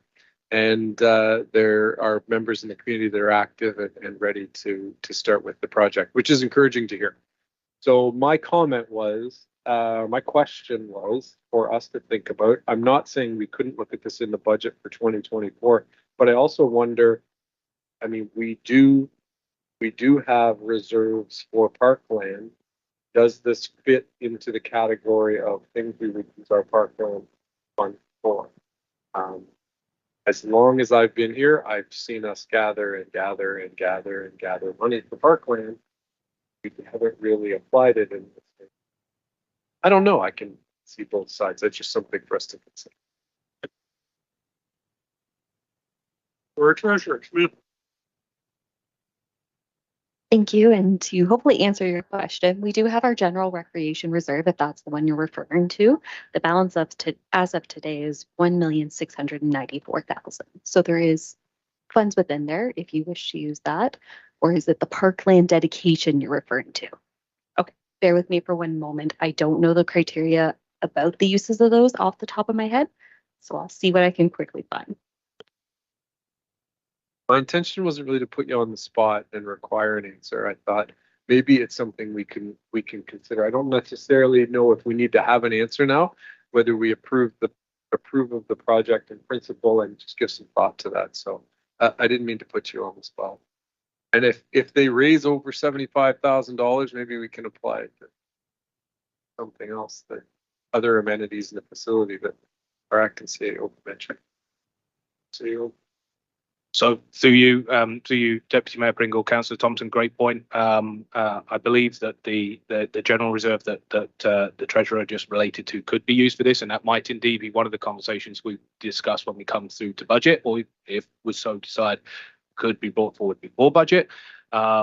I don't believe parkland dedication would be something that's would be permitted on this. Parkland dedication is about securing additional parkland. We already have this parkland, so we can't invest in parkland. It would be for additional parkland to be secured. However, the general reserve that the treasurer highlighted would be something that we could look to for this. And certainly staff's intention is when we bring back budget, if so directed, this would be one of those elements that could be considered as part of that process to become from that reserve or any other place that you chose for it to come from. Yep, go ahead. Through your chair. So I did look at your reserve and your reserve fund policy, and the parkland dedication is to provide funding for the park space. As our acting CEO said, you already have the space. So the parkland dedication does not provide for the enhancements of the physical space. So it would be my recommendation to use the general recreation reserve if council does wish to proceed now or in the future. So back when the Shallow Lake Committee became part of the township so that we could issue tax receipts back at that time, there was a bank account for that was, I thought, turned over. Funds were turned into the township, and that was for the signage going through the village. Were all of those funds spent there, or were there any left over after that would have been specific to Shallow Lake? Through your chair, so the Shallow Lake Village Improvement Fund, they have their own bank account. They do not have funds within the township bank account that I have been able to fund. They have their own bank account, which myself and the treasurer secretary for the Village Improvement Committee both have signing authority on. Yep. Further questions? Good. A question for the CAO.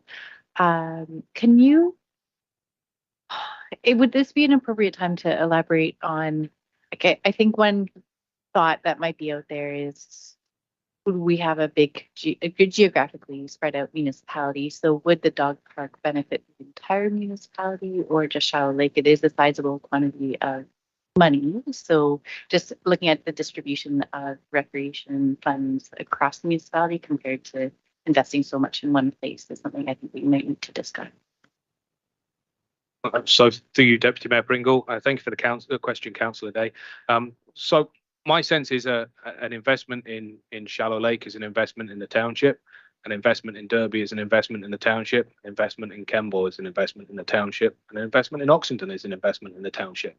we are a township made up of many different communities, and it's not going to ever be possible for a municipality to provide all services within 500 feet of where everybody lives in this township. We are a disparate and separated, geographically diverse community.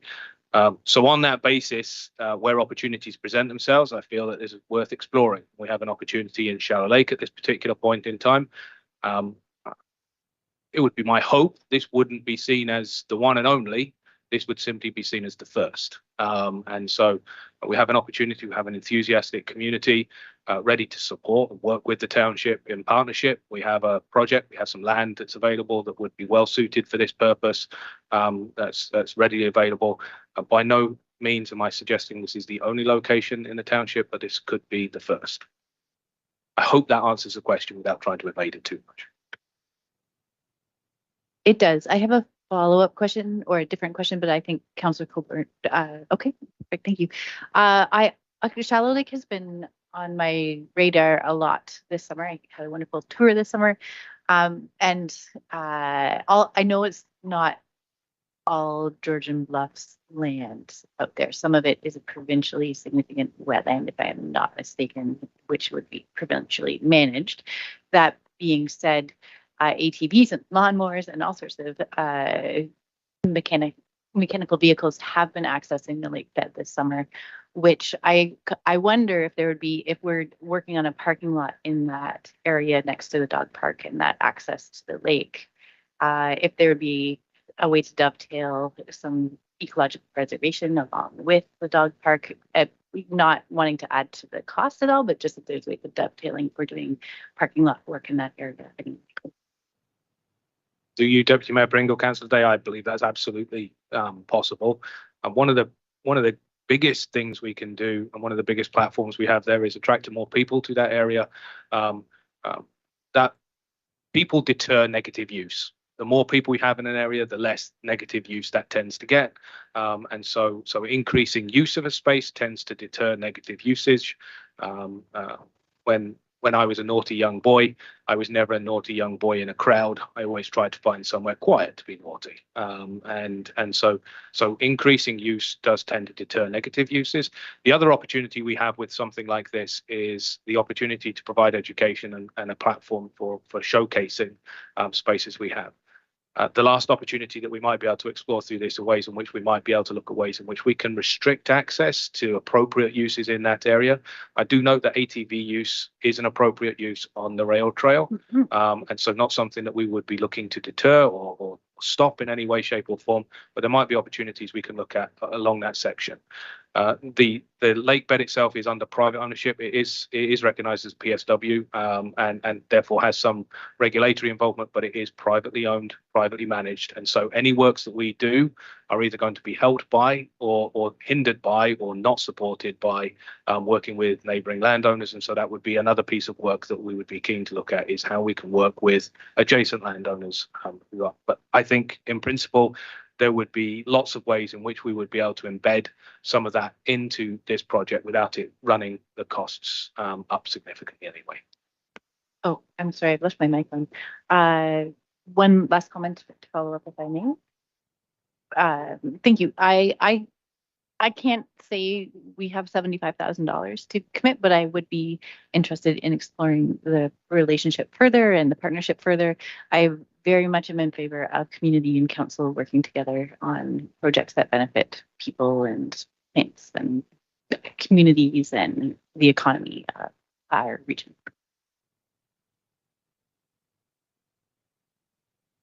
So just in follow-up to Councillor Day's comments, I'm also supportive of this endeavor. I'm not entirely sure about committing to the budgeting part of it, and I know the wording in the recommendation is such that we're not doing that right now. But we do have recreational needs in other areas of our municipality, and we've kind of ripped away at Kemble's opportunity. And so I feel an obligation to give back to that community center in some kind of way. And we've done the same thing with the Derby Community Center, so to speak. So while I support this, I just want to make sure that we have sufficient funds that are distributed in a fair and sort of equitable manner for recreation across the municipality. Comments? Further comments? Mr. Winters? And I echo both Councillor Day and Councillor Colburn's comments there. I think it's a great initiative. I look forward to it. I think it's a great thing when community wants to work together and support, and we're here to represent the community and what they want. But I'm also very excited to look at staff's presentation at budget of how we're going to fund this and what unique ways and we can move forward. So I think we'll have more of a discussion at that point, but I'm excited about it. Come on, Mr. Sholes. Oh, sorry, I was just trying to unmute. Yeah, thank you. I just wanted to make a couple comments that, this has been a great committee to work with, the Shell Lake Village Improvement Committee. Great group of people, community-oriented people, and that I support this effort in regards to the dog park. And wanted to echo RCAO's comments that, that although this would be located in Shell Lake, it would benefit the municipality as a whole, whether it's in Big Bay or whether it's in Oxenden. A dog park in Shell Lake benefits all of our municipalities. So whether we choose to make a move on this tonight or move it to our budget, I think either way, I'm in support of this for sure. Any further comments? Any further comments?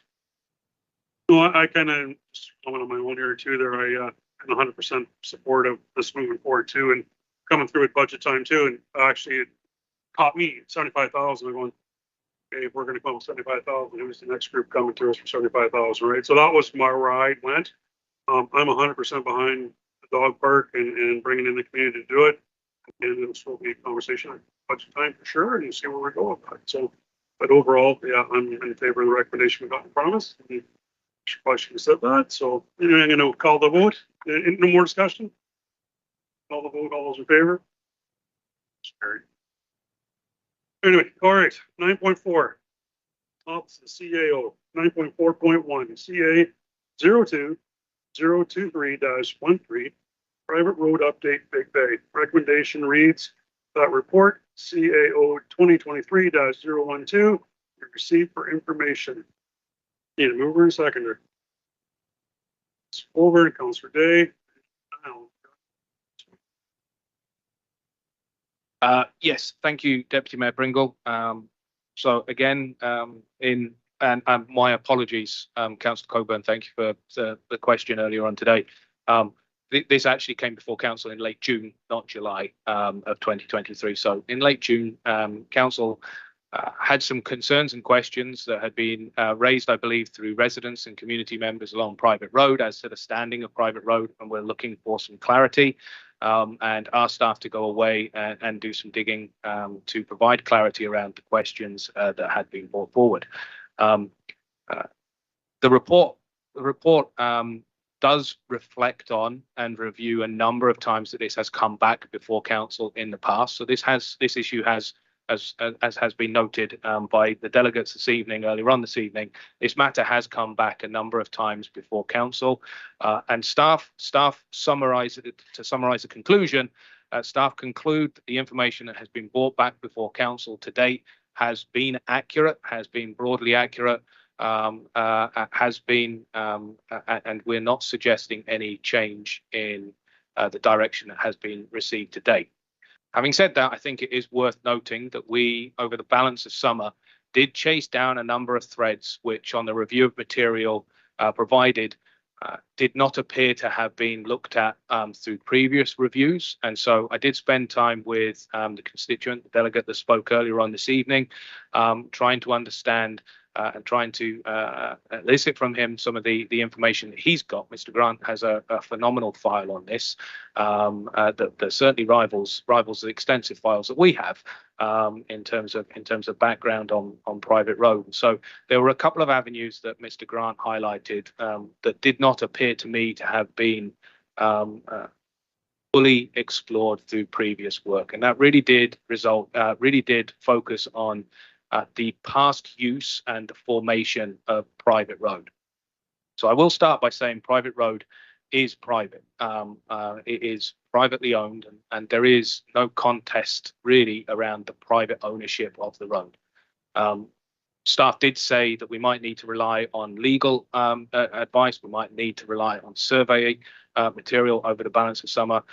We already have some fairly extensive legal advice on this one. We have already got some fairly extensive survey work that has been done on private road. And so there wasn't a requirement, there wasn't any need, there was no value that could be gained by asking somebody basically to look at the legal advice once again and provide what on the basis of that legal advice I suspect would have been a very similar, if not identical position.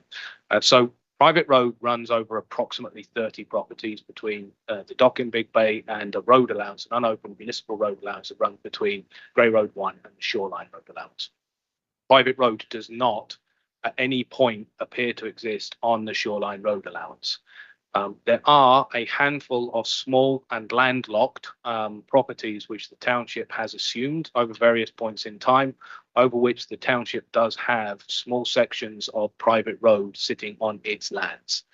However, that doesn't change the fact that private road is still private, and those pieces of property that the township has are landlocked. In fact, one of those pieces of property, as Mr. Grant mentioned earlier on today, is immediately opposite his house. In fact, the travelled road in front of his property is in one of those parcels of township property. We actually do have easements placed on our parcels of land, which provide for access over our land for residents to obtain access to their lands. We have done prior title searches of private properties down there, and those easements appear fairly much restricted to our ownership.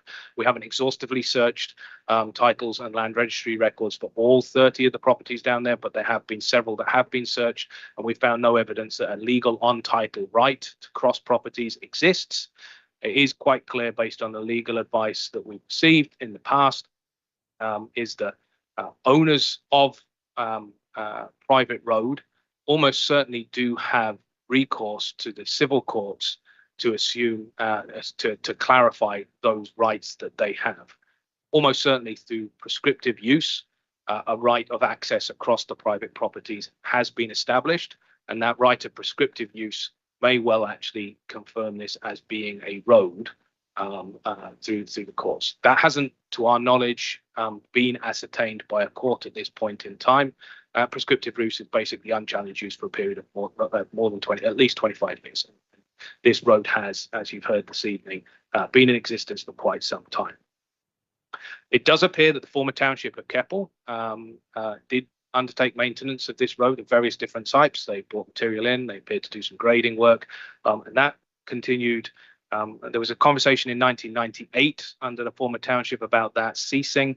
From what we understand, looking at the records and speaking to members of staff and members of community on this one, it would appear that maintenance didn't stop in 1998. It continued until at least 2001, the point of amalgamation.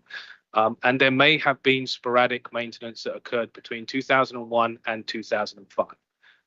We don't know. The records are pretty slim on that, but there is certainly some anecdotal evidence from residents and from staff members that did occur. 2005 was a bit of a milestone. 2004, 2005. In that winter, the culvert, as you've heard earlier on this evening, the culvert was blown out. That culvert was replaced by the current township of Georgian Bluffs.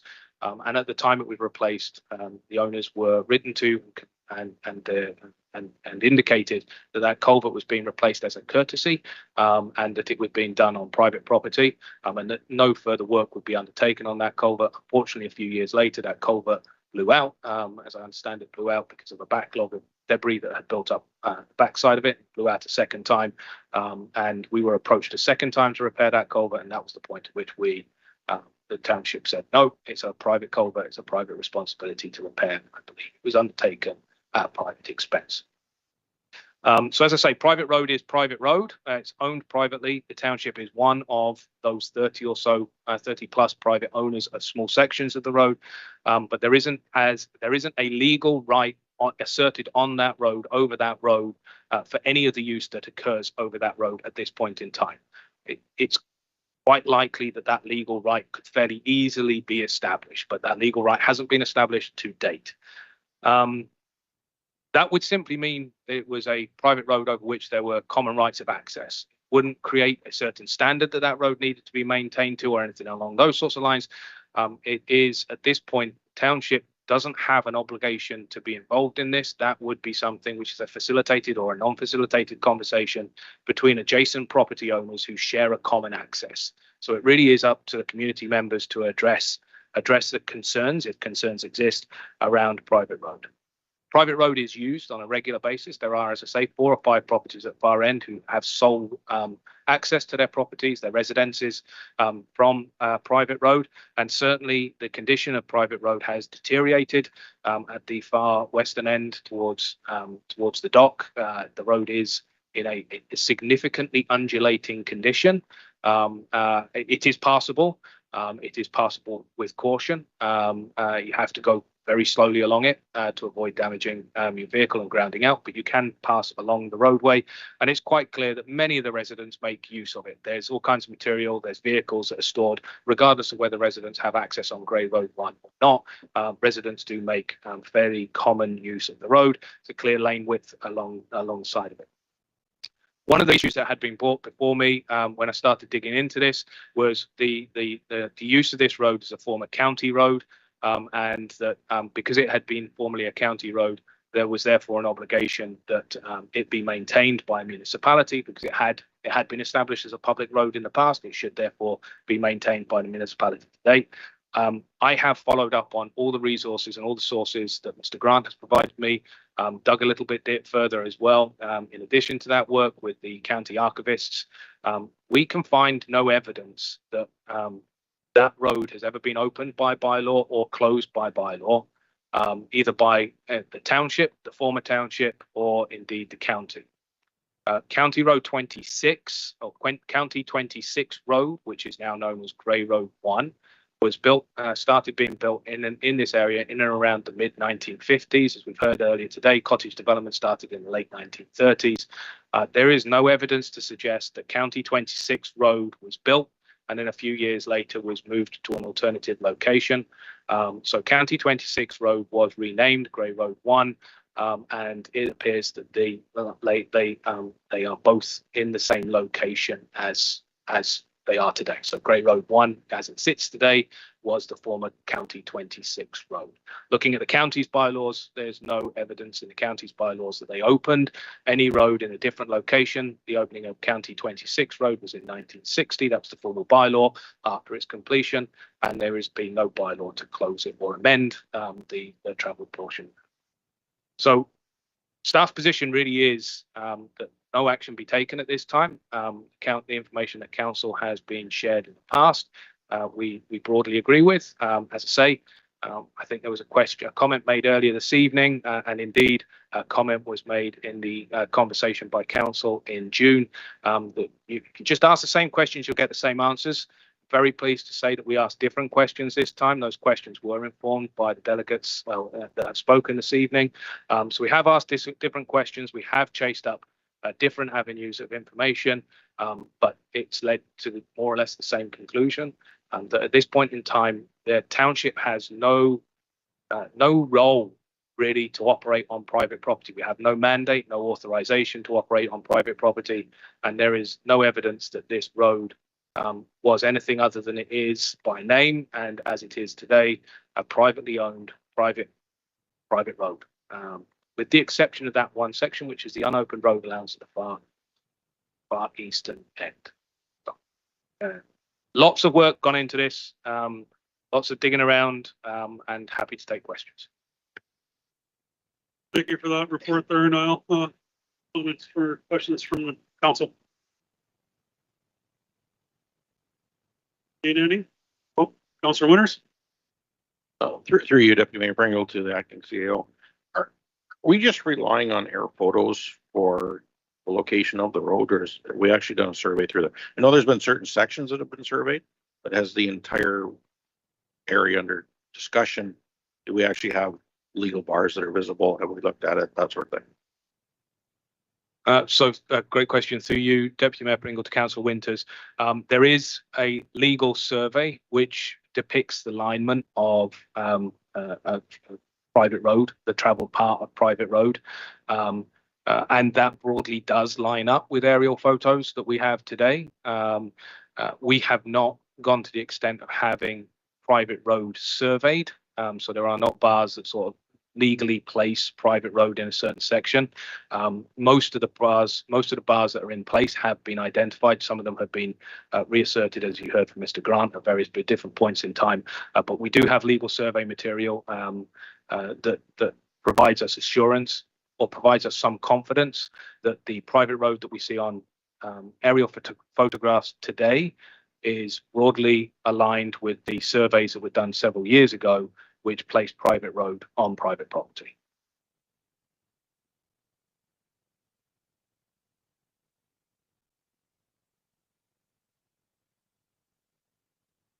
How old is, through you, Chair Pringle, to the CAO, how old is that survey that we're relying on? And in your opinion, would a new survey yield any different results? The one thing I've learned as a municipal councillor is that our mapping is often not accurate. So I'm just wondering what your sense of the accuracy of that survey is.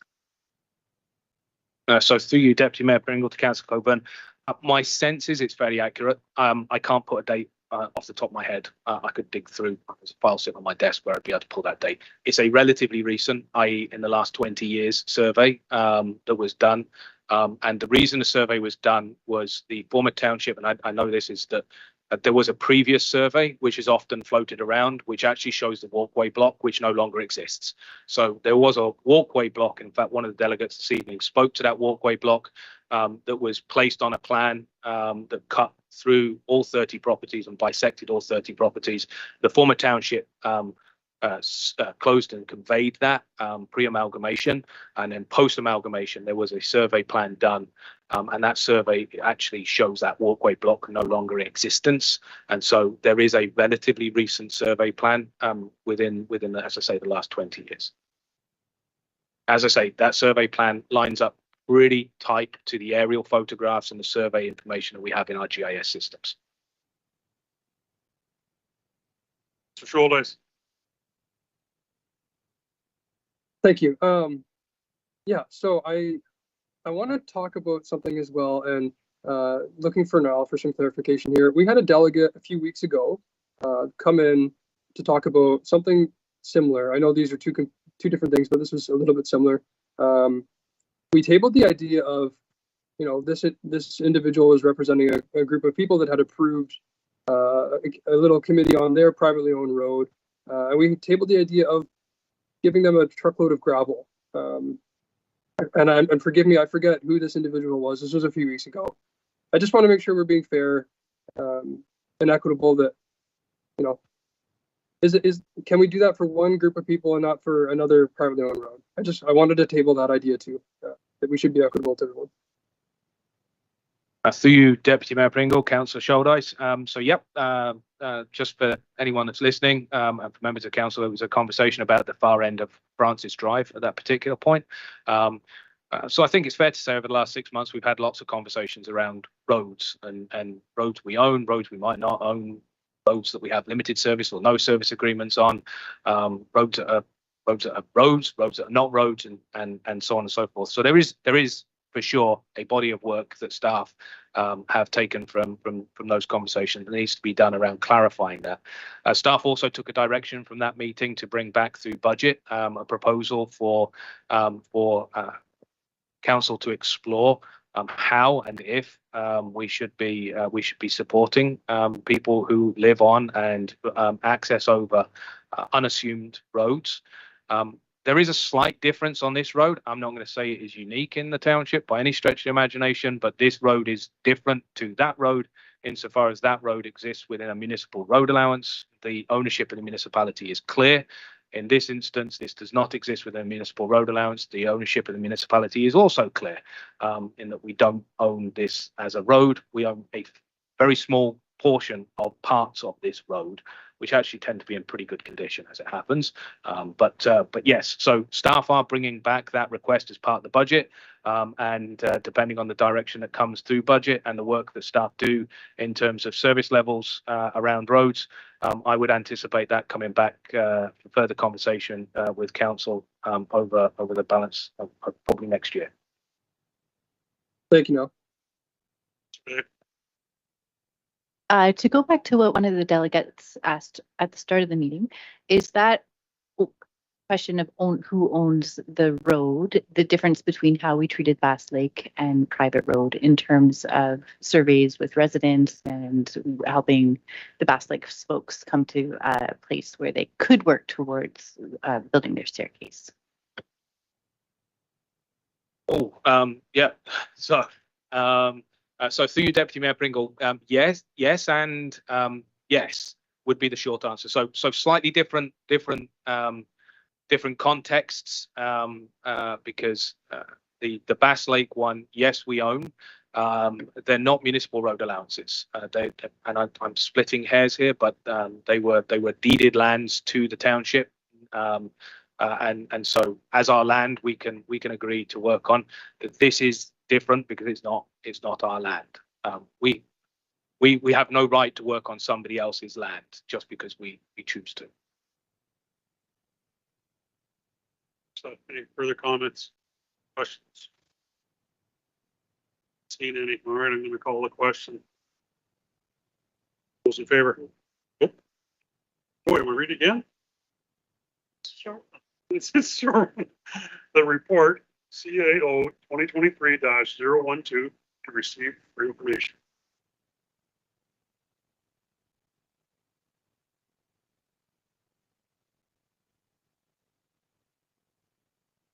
I mean, we're going to receive, what's our next step? I mean, we still keep it going. We've been talking about it since 2004. I'm not trying to be inflammatory. If we're going to just accept it, then I'm not looking for it. I'm not so sure on this one that we have next steps, that it would have to come from the residents, because we're talking about a property that we don't own. So we don't control it. So I don't know what next steps we would have there. Well, okay. I mean, in fairness, if we're being really transparent about this, we dealt with the issue, then we had a delegation that we opened. Yeah. So we're going to say, well, we reopened it, we looked at it again, and we accepted the report. That's not real. That's not, I mean, are we just avoiding saying we're not going to do anything? We are going to do something. So through you, Deputy Mayor Pringle, I might be able to help here. Receipt for information would mean there would be no change from the previous direction that's been directed. The previous directive in 2011 was we're not going to do anything. So in essence, this report is if received as is right now, it would be a reaffirmation of the direction that council supported in 2011, which was essentially we're not going to do anything. Just to finish, I'll finish and then I promise I'll be quiet after this. I think that's okay. I'm kind of urging us to say, okay, are we making a decision now, or the next time we have delegation, we're saying, well, let's look into it. Because I know I sound agitated, but it's because I feel like we've dealt with it. So I'm okay with it. If that's what we understand we're saying, by saying we're just accepting this, we're going to say that's our response. Because I think the people that came and give a delegation are looking for an answer. And if that's what we're saying, well, you can interpret this as our answer.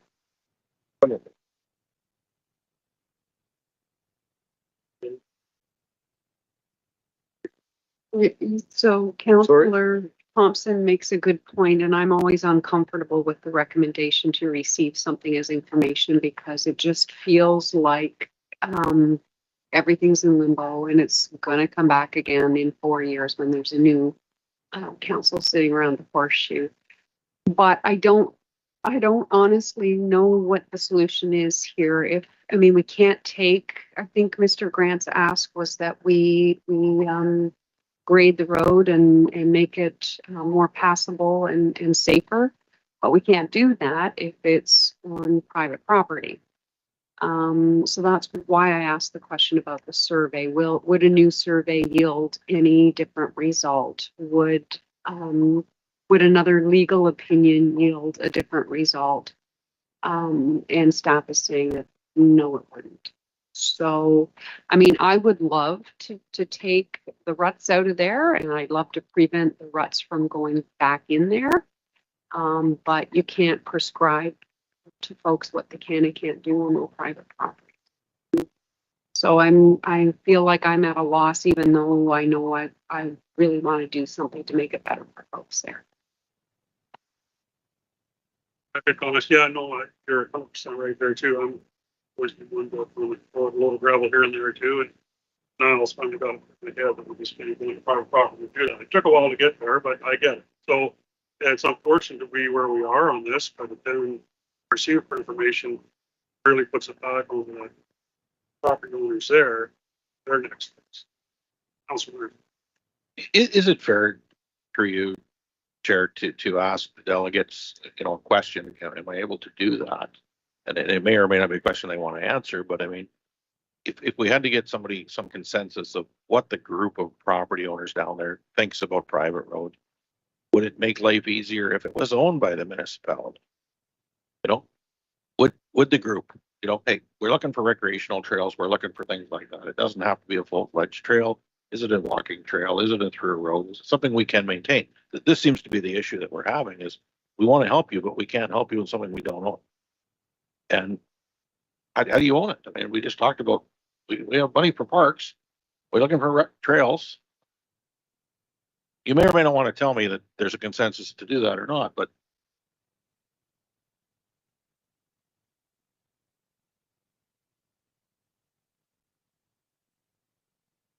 Councillor Winters, you're asking one person, and there are 30 homeowners there. And if you want my guess, probably 25 of them are happy to have it owned by somebody and maintained, and 5 would stand up and yell at you.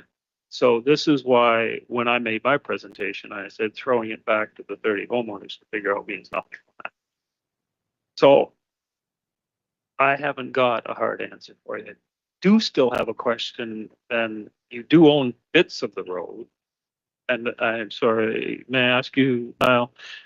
You said that you have already put easements on those bits of road, so you don't have to do anything further with those bits of road as a municipality. You accept that they're yours, but you have no responsibility, and you've allowed access to them. Does that summarize it?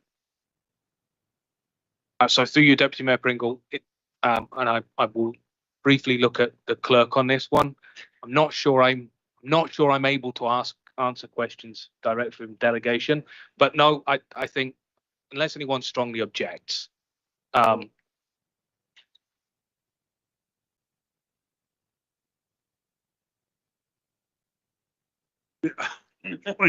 awesome. Okay, great stuff. Thank you, Carly.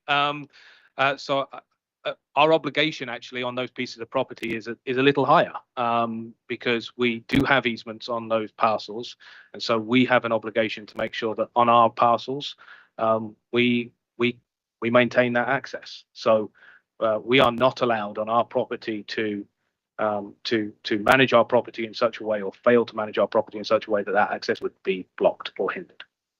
Thank you. How do you manage a property you can't access? So sorry, and I'm sorry, that's sort of a setup, and the reason is that for many of the homeowners, the argument is the same. How can we manage the lake at the west end of the road when by rights, apparently, we're not allowed to access it, although we're allowed to drive through it? And this is why it keeps coming back to you folks, because we are at a loss what to do with it. So to you, Deputy Mayor Pringle, again, in answer to that question, we have access because we're assuming there's a prescriptive right of access to our property. access. So there, you do understand there is a prescriptive right of access. You're assuming that, as we assume as well, because we've in that 40-year period, we have an unlimited access. Okay. Thank you for explaining that. And now back to Mr. Winters. Personally, I'd be quite happy to go back to the way it was when I was a little kid and they graded the road and put gravel. That's my personal feeling, and there are a number of others that feel that way. But no, you will not be doing approval of that. So, and that would be, sorry, that would also require that people would allow easements on a piece of their property, which is likely the thing that holds everything up, or you'd have to turn it over to the township. I'll go to the CAO first. So thank you, Deputy Mayor Pringle. And I'm hesitating on this one because I recognize the condition of my desk right now. I don't know if this helps in any way. If this is something that council would be inclined to consider as an amendment to the report and a recommendation, recognizing that we are one of 30 odd landowners in this road, that we have no obligation ourselves to enter into this road, and that the road is a shared piece of property. And I recognize that this has been tried in the past, perhaps from a different cause, a different perspective. But if there was a desire that that the township tried to convene as an owner of a part of this road, a community meeting to see whether the specific issues could be addressed. Because to your earlier point, and to Councillor Coburn's point, in essence, we are talking about deep ruts on one or two of these properties. So is there a way that as a community of owners of land, not the township, but is there a way in which we could have a community discussion around how that one specific issue could be addressed? I'm not talking about creating legal easements. I'm not talking about creating anything else or anything else like that. And I recognize that there was a meeting that was created from a flashpoint, not at a flashpoint at this point in time. So maybe there's a different way of tackling this one. That's about all I could suggest that we would have the opportunity to do. Lots of hands raised again, Councillor Coburn. Yeah, so I do like that. I'm trying not to look into the eyes of Councillor Thompson, but isn't that exactly what we're doing with the access points to Bass Lake? Isn't that exactly what we're doing? We're consulting with and meeting with adjacent or surrounding property owners about finding a solution when we own part of that access. I see it as very similar, and I think Councillor Day brought that point up earlier as well. So to you, Deputy Mayor Pringle, the issues are very similar, but are also very different. And so the big difference in this is at Bass Lake, all we have done is said this is the land we own, and we are going to leave you, the community, to come to us, the township, to ask about how you might want to use our land. That's it. In this instance, we are being asked to get involved in a private property matter, and there is no rationale for us getting involved in that private property matter from an objective point of view, other than a community member, community members approaching council asking we get involved in that property matter. So yes, there is some similarity between those two issues, but the fundamental point is Bass Lake, we are the owner. Here we are one of 30 owners, and we are likely not the owner which is going to be impacted by work or no work.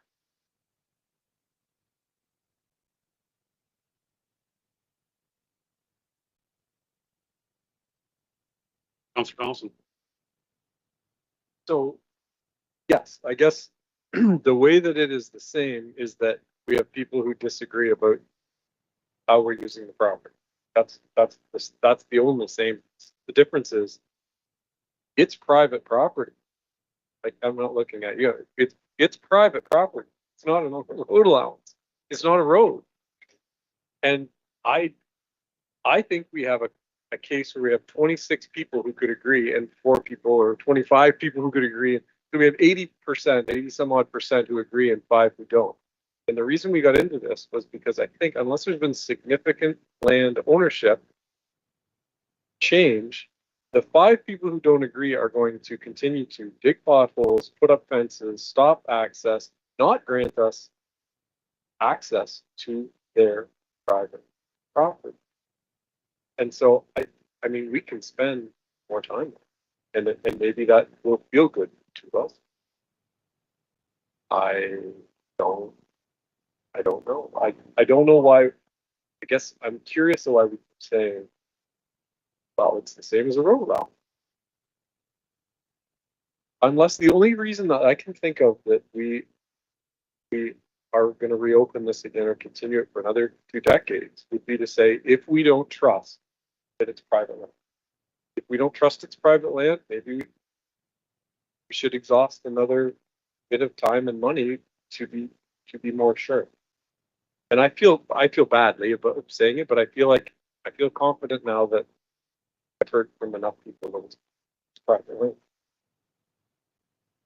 which makes it a real problem. So if we're going to have the public meeting, will it be substantially different than the public meetings that required the police to come because of the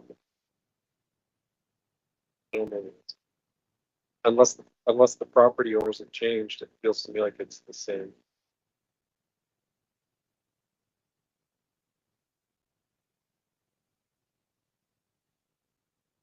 Any other questions? Sure.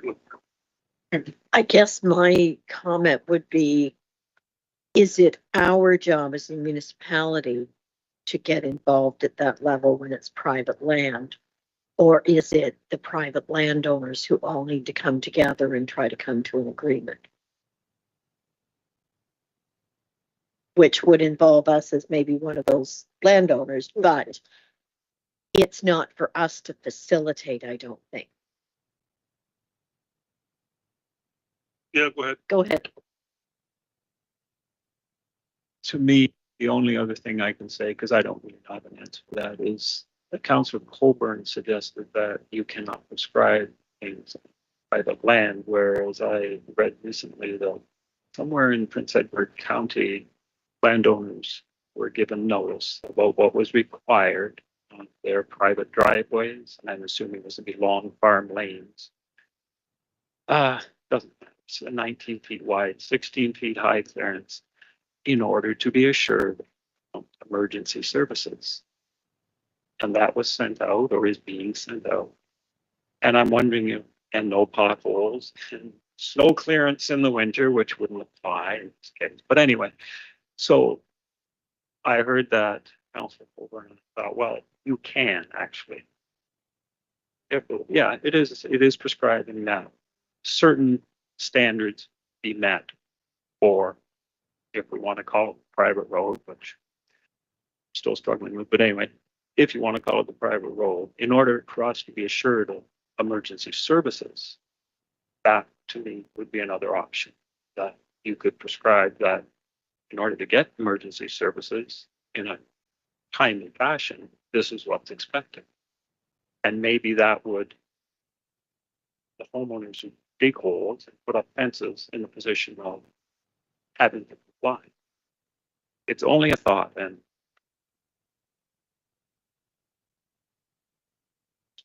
So is that something we could direct staff to look into, is the possibility of the ability to legally prescribe on private land in order for safe access?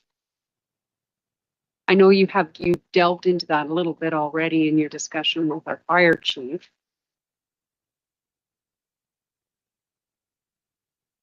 Council can direct staff to do whatever you would like. We are your tool to do your bidding on this one. You don't need to ask us to look into it because we have looked into it. We write bylaws every day that apply to private property. Nothing to stop us from writing a bylaw that applies to a private property. Would I, in this instance, knowing that that is a bylaw which is going to aggravate people? and have potentially either become a property specific bylaw, which are challenging, or becomes a generic bylaw, which therefore applies across the balance of the township without yet having done any of the background work to understand what the unintended impacts and consequences that would be.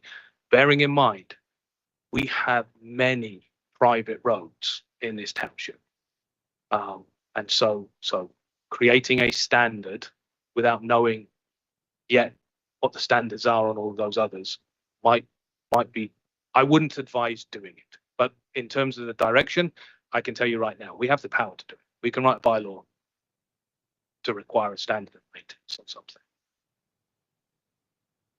So I'm going to withdraw that request because you've reminded me that I don't think a road specific bylaws is the way to go, and we surely can't do that across the entire municipality.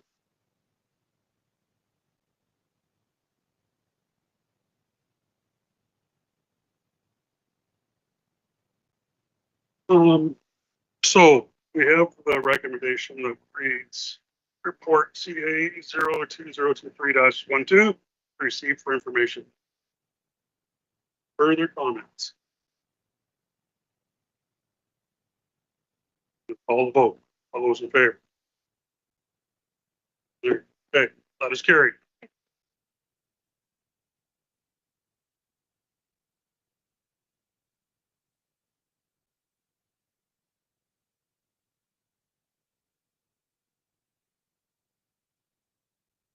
(9.2) Carly. Corporate legislative services, go back to the beginning.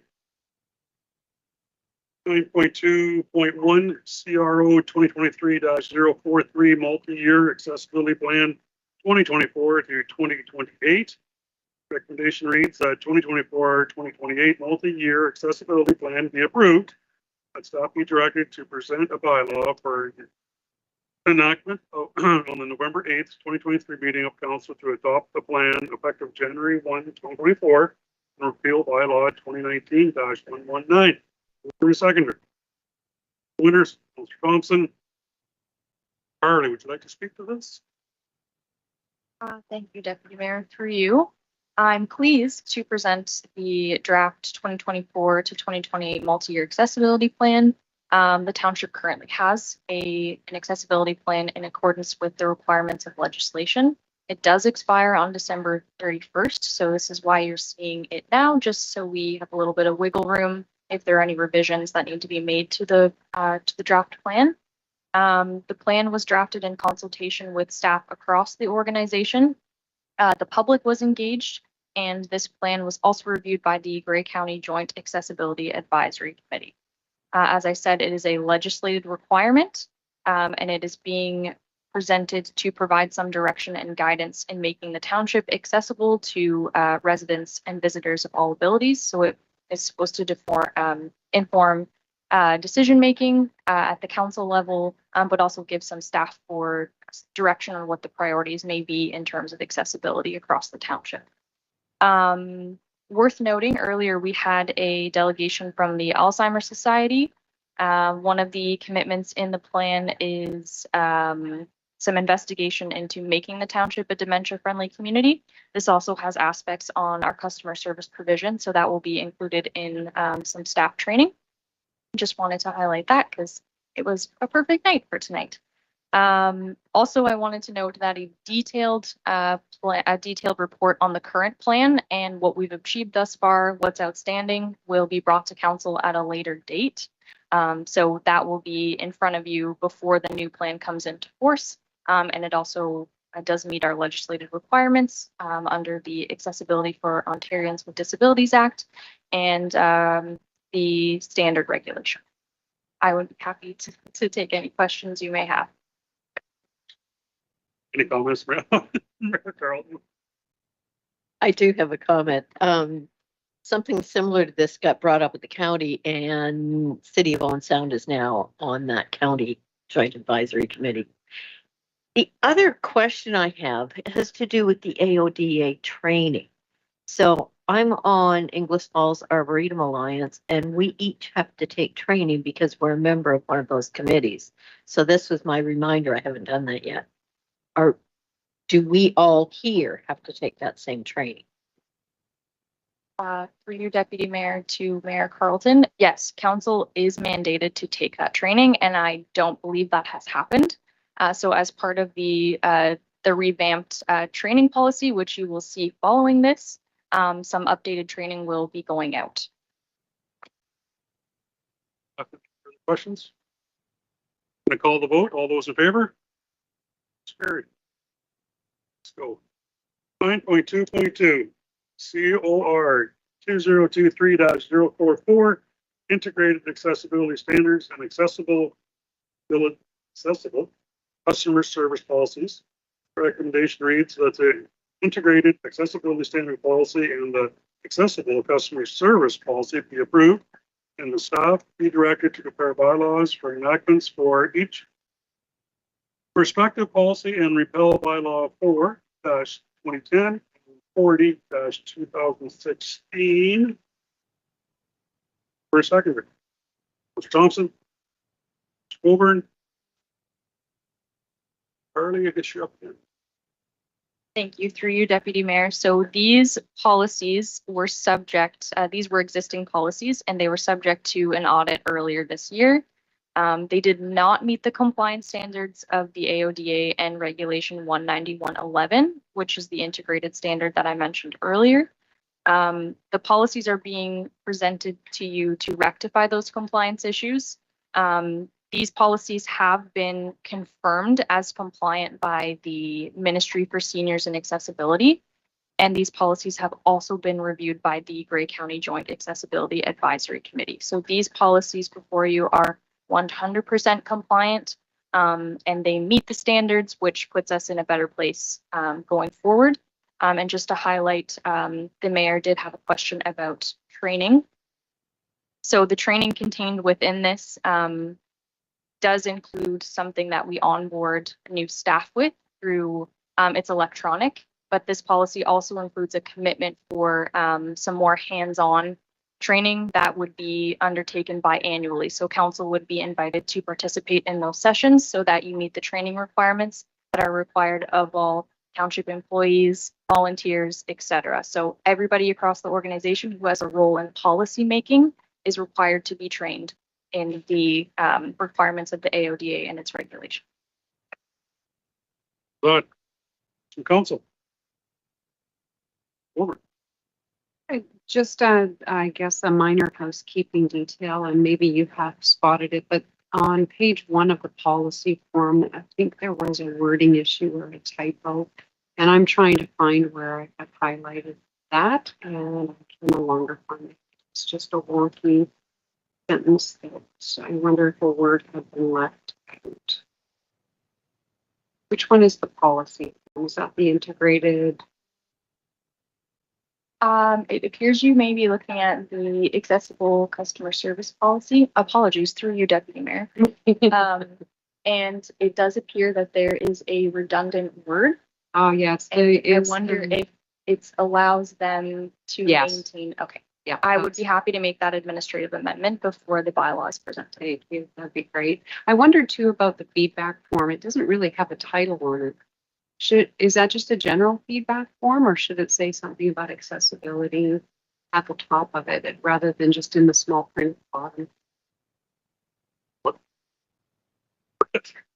Through you, Deputy Mayor, I would be happy to make the change and clarify the title of the form. It is designated by the legislation for accessibility, but I would welcome any feedback that comes through it and would treat it the same as any concerns that come in through that accessibility aspect. But yes, putting a title to clarify what the document is meant for is a good suggestion. You kind of just took it as being a general form, but is it specific? I kind of just took it as being general. Any further questions? Okay, I'm gonna call the vote. All those in favor? Carried.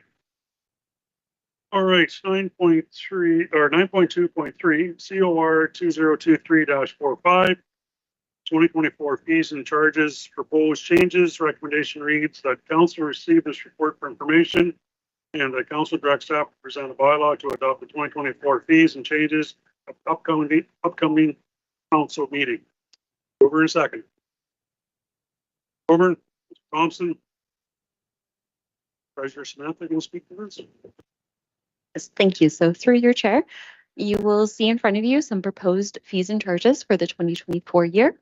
As part of 2024, we have included some council and committee, in the council and committee calendar, we've included some days to hold for strategic sessions. We are hoping that one of these strategic sessions will focus on your user fees to have a broader discussion with council and what type of fees you maybe wish to charge, what percentages of fees you wish to charge. So this has been prepared, the 2024 fees and charges, kind of based on historical. And we did do a neighboring comparator where we gathered all the fees and charges for the lower tier municipalities, and those were provided to each department head to allow for compares. So quickly to go through some of the changes that we are proposing. For Schedule A, it would just be an administrative change depending on when Grey County issues what the new map book rate will be, as that fee is set by the county. It's not set by the township, but we have historically included it in our fees and charges. Looking at building permit fees, Schedule B, we are requesting the introduction of an administrative fee on all new building permits.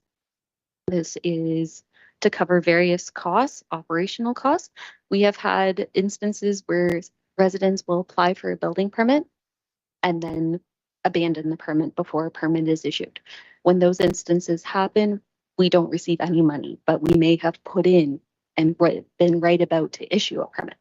So that's what an administrative fee would cover, is those costs, and they would be recuperated and collected at the time of application. We are also looking to increase our building deposit fees. So these building deposit fees, they are refundable as long as the permit is finished within a 2-year period. If it is not finished after the 2 years, the permit deposit is abandoned, I guess is the best word, by the applicant, and it becomes part of the revenue of the township. For water system fees, there are some large changes in here. For the, my page jumped on me. We're looking at, in order to recuperate costs and put some funds in reserves, a 7% increase for the East Linton, Potawatomi, and the Georgian Bluffs portion only of Occidental. I recognize when I'm saying Potawatomi, it does not fully recuperate costs. Reason staff are not recommending a higher percentage at this time for Potawatomi is reflective of a budget request that will be coming forward for council's consideration for the 2024 budget. Looking at Shell Lake, unfortunately, to cover the exorbitant increases in costs, both from a capital nature and an operating nature, we would need a 30% increase, both 2024 and 2025. Staff did project it out for 2025, and we would have a contribution going to reserves of $140,000. 2024, we're estimating a net negative effect on reserves of $5,000 because of capital. Not sure if you guys want me to pause there and you ask questions about water or any of the schedules above, or if you prefer for me to continue through the additional changes.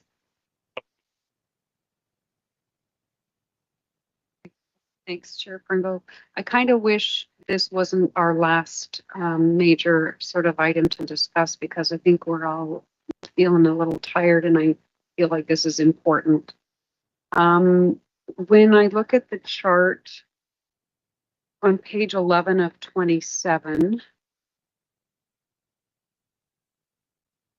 I'm looking at the chart on page 11 of 27, Samantha.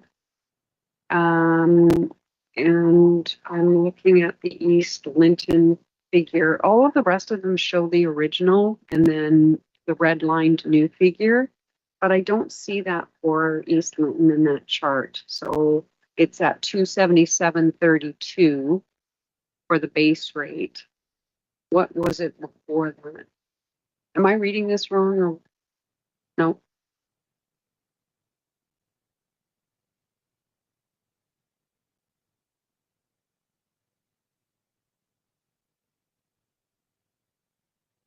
Sorry, through you, just bear with me for one moment. I'm trying to find the original bylaw. It looks like my redaction and my tracking changes wasn't working at that point.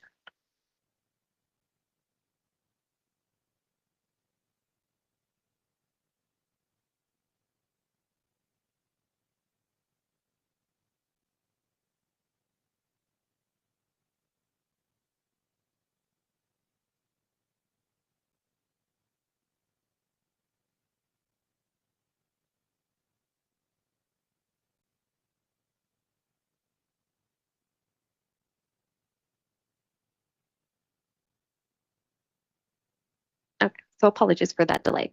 Looking at East Linton, the 2023 rates going through the columns in the same order. Base rate was $259.20. Base rate per month, $21.60. Consumption rate, $3.66 per cubic meter. And bulk water rate, $2.50 per cubic meter.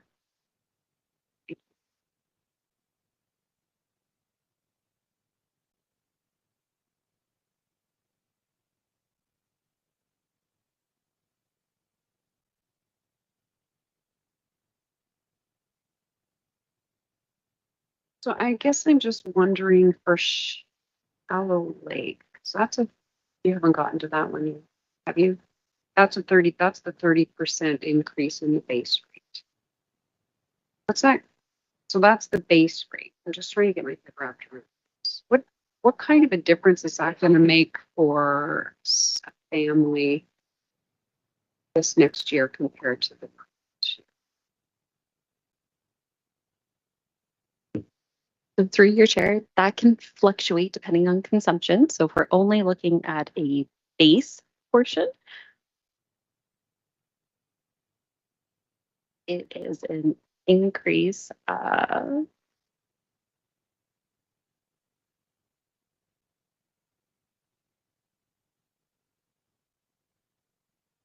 $292 or $292.92 per year.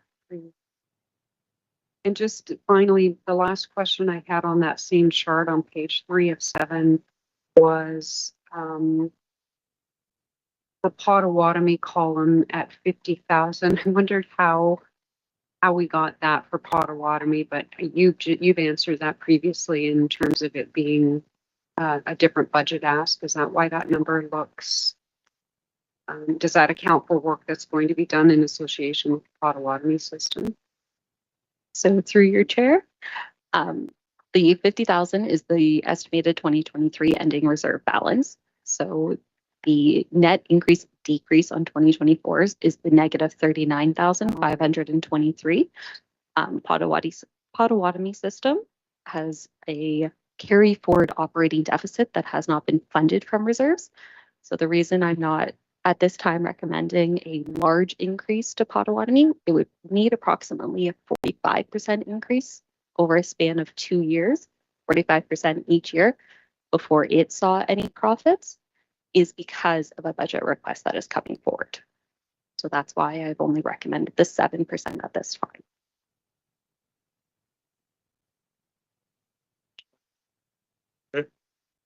As I'm sure you know already, we heard a lot about the desires of residents for water costs to go down, which is clearly not possible.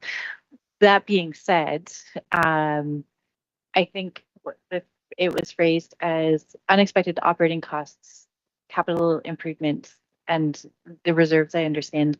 I think I might benefit from a more detailed explanation of what those operating increases were and the capital improvements, which would help me when I'm talking to my neighbors about. It came up at Halloween and we were talking about water costs.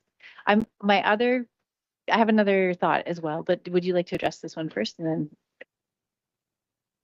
then? Through you, the operating cost components, the major operating costs for our water systems are what we pay to Aqua, Ontario Clean Water Agency. And believe it was 6 or 7% increase annually on that. I don't have the number right in front of me. Apologies for that. And then there has been inflationary costs associated too, related to a capital nature for 2024. Those will come forward on December 4th as part of your strategic session and a budget request. So details on the 2024 projected and anticipated capital will come on that day. Thank you. And sorry, that was clearly getting late. Aqua, are there other cheaper options out there? Do we all have to go through Aqua and the Ontario Clean Water Agency? Are those assumed prices standard across province, or they may roofs along those lines? So through you, I unfortunately do not have the subject matter expertise related to water in order to answer that. I believe there are other organizations that can do it, one being Viola, but I don't know any cost comparators, and I don't know off the top of my head if we're in a set year contract that if we have to stay with Aqua for 5 more years or any, I don't know that information off the top of my head at this moment. To you, Deputy Mayor Pringle, there are competitive companies to Aqua that provide the same range of services that Aqua do. They are one of a fleet of companies. We can go back and look at the terms of the contract we have with Aqua and provide an email summary to council between now and next week on that one. Thank you. I appreciate that. And my last question is about the base rate versus the consumption rate. I'd like to hear, I'm clearly new to all this, but I've always found in terms of consumption, it really didn't, only on one occasion when I was lending a neighbor water, giving a neighbor water, did my consumption actually feel like it changed my bill in Oxenden. So I do wonder about changing the consumption rate more so that people have the option of conserving water and lowering their water bills. And I'm very new to this, so I benefit from hearing other opinions from other folks who have been around for longer. So through you, our consumption rate historically has been kind of set by South Bruce Peninsula because of the Oxenden water system. So the Oxenden water system, it receives water from South Bruce Peninsula, and there's at a boundary point, and I don't know the exact point, there's a meter. So that meter, we get charged for the Oxenden system, the South Bruce Peninsula rate for water plus a 75% increase. That is what sets our consumption rate. We then use that same consumption rate for all 4 water systems, which is how the consumption rate is determined. And then it is the base rate that is different between our 4 water systems to help recuperate the specific costs associated with each individual system. That's how it's been historically done. I will just jump in briefly there, not so much to specifically address what is in front of you today, but one of the pieces of conversation that staff have started to have around the asset management side of things is equalization of fees across the township in a similar way to the way in which we've got the consumption rate equalized. And so that is something that we will look at as we look at the long-term needs of our water systems. So this is to reiterate the Treasurer's point. What we are doing is this is a holding pattern of historic fees adjusted to try and meet the costs of operating the systems based on the historic principles that have been applied to the budget, not looking at how we might be able to alter and amend them, such as looking at things about how much of the base should be loaded onto the consumption rate versus on the base rate. Those are things that would take a larger fee review, which is something that staff had talked about the need for, and that would largely be driven by our asset management plan when we start bringing that back through the balance of next year. So I just wanted to share, this is a holding pattern in advance of a much bigger body of work, which we're starting to think about tackling. Sorry, one last question. Especially with Shallow Lake, is there any means for a family that is really struggling with an added cost into their home? Do we just, I don't know if there's anything at the municipality, or do we just use Salvation Army and direct folks to other places? Water is essential. So not being able to afford water, it seems quite significant. So through you, at the municipal level, we don't have any policies that would allow your water relief policy wouldn't apply for a family in need. I guess staff would be recommending that those individuals would need to go to another organization if they are in need of that. I also just want to reiterate, these are staff's recommendations. Council, you have the opportunity to direct staff to change them. These are just, I'm presenting you with the figures that would be needed to have a system break even in mid-revenue. And I do want to thank you for that. I recognize that the long-term needs also exist in terms of having functioning water systems and reserves that are healthy to deal with emergency situations. Further questions? Call the vote. All those in favor? What? Oh, we're not. Sorry.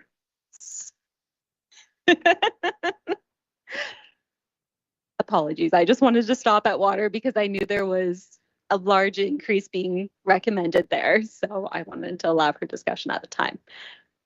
So to continue on through the other schedules, for sewage and wastewater, we are looking at a 3.8% increase. That is the all good CPI for the 12 months that were ending August 31st. Schedule H planning. Our principal planner may be a bit better to answer and address this, but what we are looking is to go to what is referred to as an ABC process for our planning. It is an asset-based costing model whereby the effort that is going into a planning file is recuperated through the costs.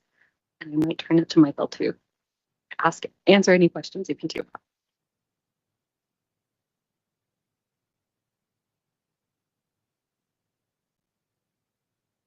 Yeah, that's right. Yeah. Okay, I am seeing no questions, so I will continue on. For our facility fees, I know that this was a section that council had asked us to look at previously. We did have our comparators done internally. And at this time, recognizing that we do have a strategic session set aside for next year, we're not proposing changes. The administrative change we are looking at making is removing what used to be titled public skating, which was specific to the Shell Lake Arena, to now be moved to other arena fees and be advertised as a public recreation. Sorry, did I talk about a public drop-in session fee? So this would cover public skating, pickleball, any other kind of drop-in programming that we may provide in the future. It just allows for a broader scope of allowable activities under the fee.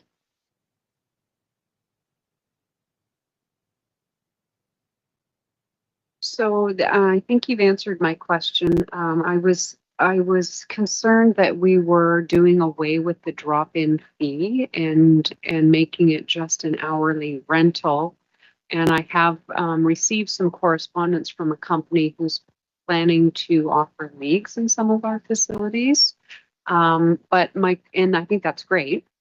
My concern would be affordability between the two options. So I just want to make sure for some of our facilities that we're keeping that drop-in fee there and reasonable and affordable so that everyone can partake in recreation.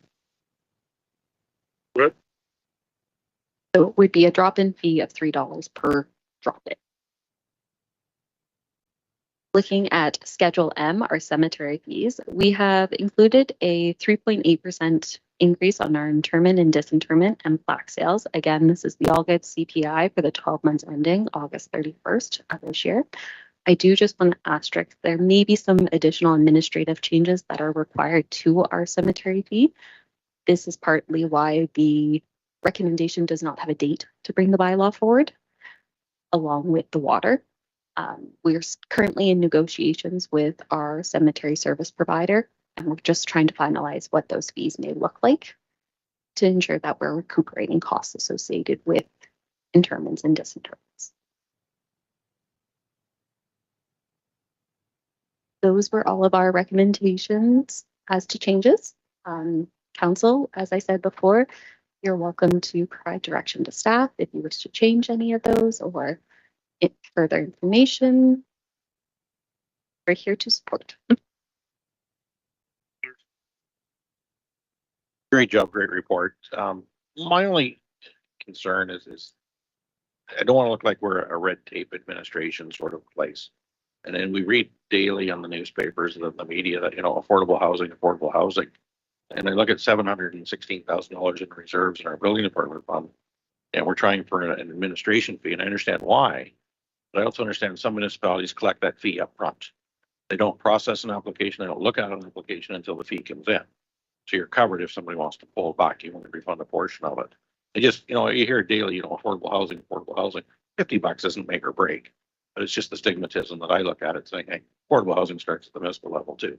It's not just the builders and the developers.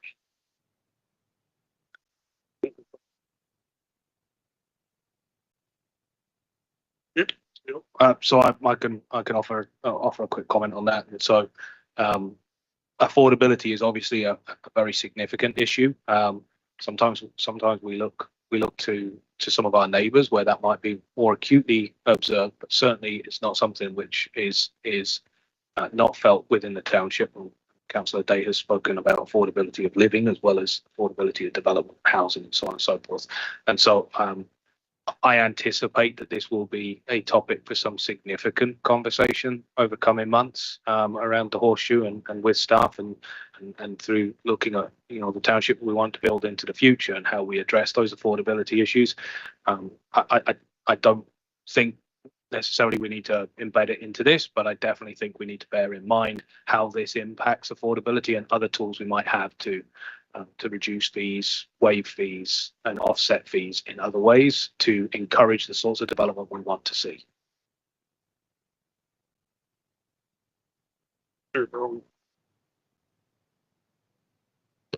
Great. Back to the shallow lake water, that 30%.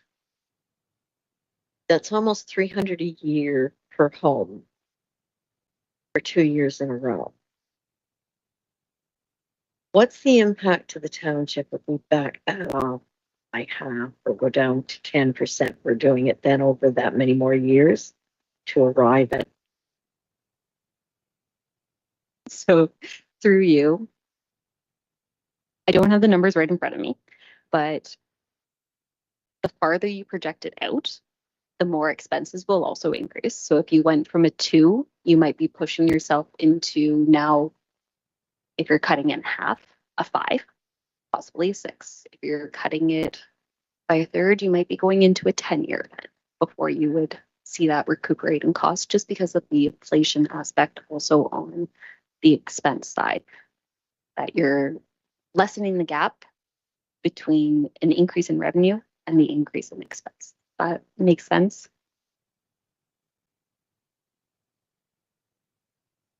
Yeah, through you, Deputy Mayor Pringle, to add to the Treasurer's comments there, Sam's quite right.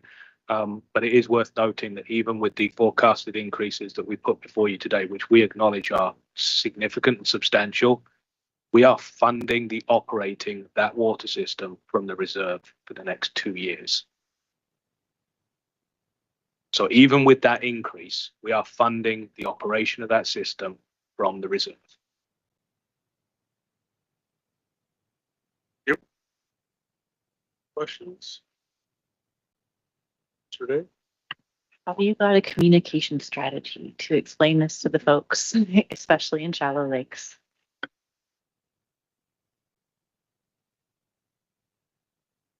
Through you, I do not have one right now. I was waiting to see how the discussion went tonight, because I didn't want to start preparing something advising the 30% increase if council wished to do 10, but that is something that I will start to do. We unfortunately will miss our date of having something go out with water bills, as they are being generated today and tomorrow, that nothing would be in place to be sent out with the water bills. But we do have all of those addresses on file. We do have the email addresses that once council ratifies a decision, we can provide comments to those, and staff will be available to answer specific questions as well. Councilor Shoulders. Yeah, just want to make a comment. I totally support Councillor Day's comment there about communication piece. I think that one's going to be a hard one to get across. A 30% increase in your water. That's a lot. 300, close to 300 a year. That could be the cost of their kids being involved in hockey for the season or not. Yeah, that's a hard one to break. Just a point of clarification. We're talking 30%, 30, not 13.13. I wish it was 13. It's 30%, right? Yeah, that's significant. Okay, thank you. Robert. Yeah, I'm glad others have spoken up. I'm feeling like that 30% is going to be a hard pill for folks to swallow. I guess my question is why, and maybe you answered this and I missed it because I'm getting tired. But why the urgency now? Why wasn't this identified as an urgent issue last year, or the year before, or is there some reason that could be explained? It just feels like a big hit all at once, and I'm not exactly sure. Through you, Chair. It wasn't brought forward to council last year. The recommendation last year for council was a lower increase than what had been approved by the previous council. And that was recommendations of staff at the time. And that's the answer I have at this time. I apologize for that. Do you have another comment, Councilor Forward? Hands still up.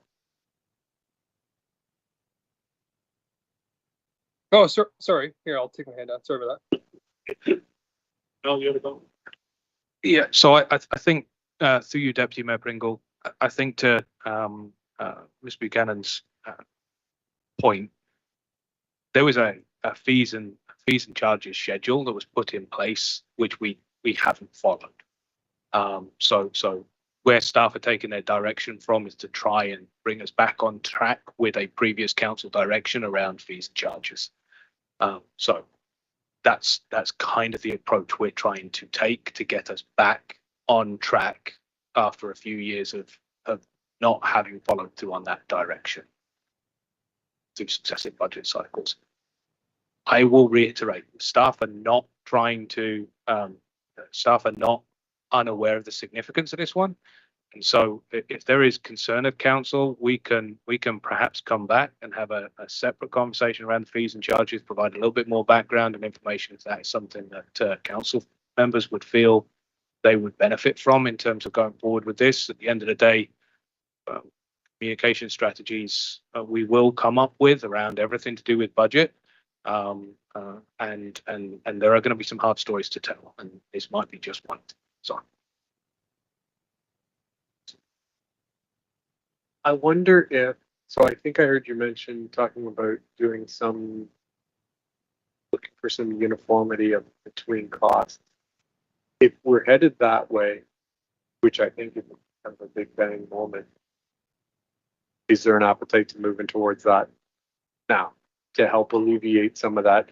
So you're not looking at, okay, you get a 30%, you're getting a 30% increase on your already high bill. You're staying at, you're still ridiculously low level compared to everybody else. Like if we're going to go that way, maybe we should think about.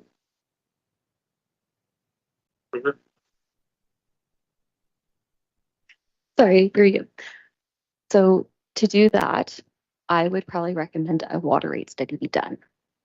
Staff aren't recommending that at this time because we're undergoing our asset management plan. A lot of the information within an asset management plan would feed into the water rate study that if we were to start that today or tomorrow or even early next year, you're duplicating the work. I recognize it's a delay, and I do see the constraints that can put on families and the public and all water system users by delaying that. It also would include lots of public input and public sessions at that point. That I don't know that we could change our rates in a 2-month period and have all the public consultation done to move to a system-wide, all systems are at the same rate methodology. Well, I don't know a different way to say, I don't know how, I mean, I think it's hard to ask. It's hard to ask people to say, we need to really bump these costs up, so you're gonna pay a 10% increase on $300 and you're gonna pay a 30% increase on $1,800 or $50. I get it, but in the big scheme of things, with this big pot of money, which is Georgian Bluffs, the disparity just goes, from here to. I don't know if we can do that all in a year. But honestly, I hate saying this, but 6 hours later, 5 hours later, it's really hard to make this decision now, and we're looking at a really significant impact to people when we're already feeling like this is so. Is there urgency that we need to make a decision on this right now? So through you, if council wishes to defer, they are more than welcome to. I do want to just advise that on November 15th, some of the amounts included within here for fees are reflected in your base budget. But you do not need to pass a bylaw on the 8th. You do not need to pass a bylaw on the 22nd of November. I would ask that a bylaw be passed before January 1st, as some of the fees are set to start on that day. But you do have some time. So if I may, and again, just trying to both recognise the nature of the timeliness of this and also the impact of this. There's no decision being made tonight. This is committee of the whole. This would roll forward to council meeting next week. You could defer any one of these schedules to a later date, and that would allow staff to pass the balance of the bylaw, which would allow us to then populate the base budget for the 15th, based on that, with some lack of clarity around the schedule that was deferred, schedule or schedules that was deferred at that point in time. So if there are aspects of this bylaw which you're very happy with, aspects of the fee charges you're very happy with, we can pass a bylaw, you can pass a bylaw to approve certain schedules, but defer subsequent schedules until there's more information or further information is brought before council in terms of a background report or something like that. And staff can prepare that information in due course.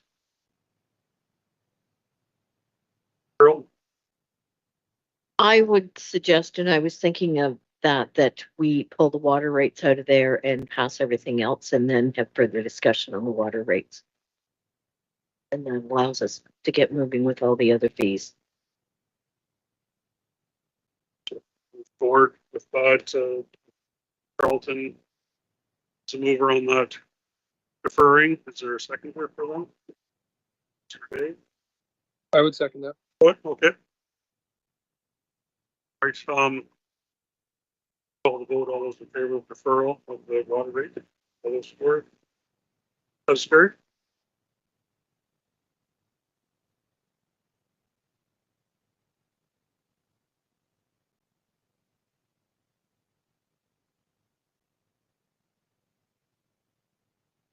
Need a vote on the original recommendation. Yep. Okay, so back to the original recommendation. Gonna call the vote. All those in favor? As amended. Sorry. Very good. That is carried. That is carried. Right. Let's go. All right, 9.4, COR 2023-046. Integrity Commissioner Services.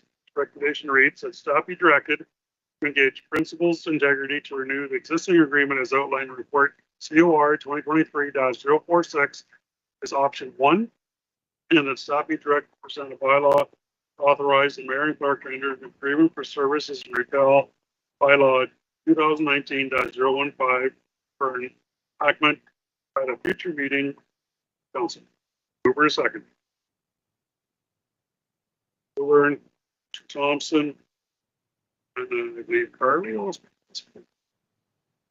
Thank you, Deputy Mayor. Through you, the township has been engaged with Principals Integrity since 2019. Their current agreement for services does expire on December 31st. Appointing Principals Integrity as our integrity commissioner was a direct result of the county appointing them as integrity commissioners. That was an RFP that went out with an offer countywide to provide those services, and any municipality could opt in. We did.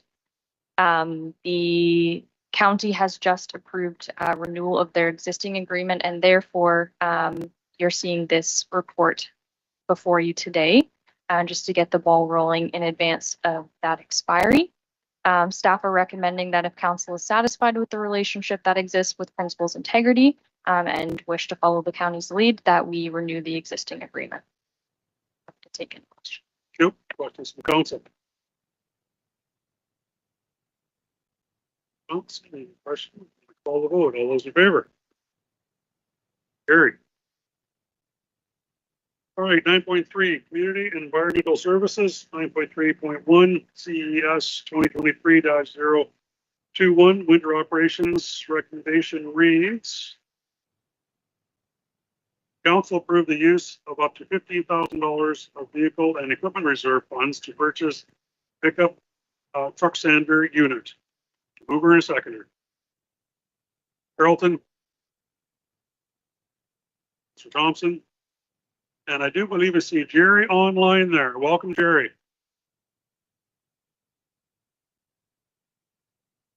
Sorry, just trying to make the mic work here. Can you hear me okay? We're good. Right. I don't have a whole lot more comments than what was in the background. Is there any questions from council?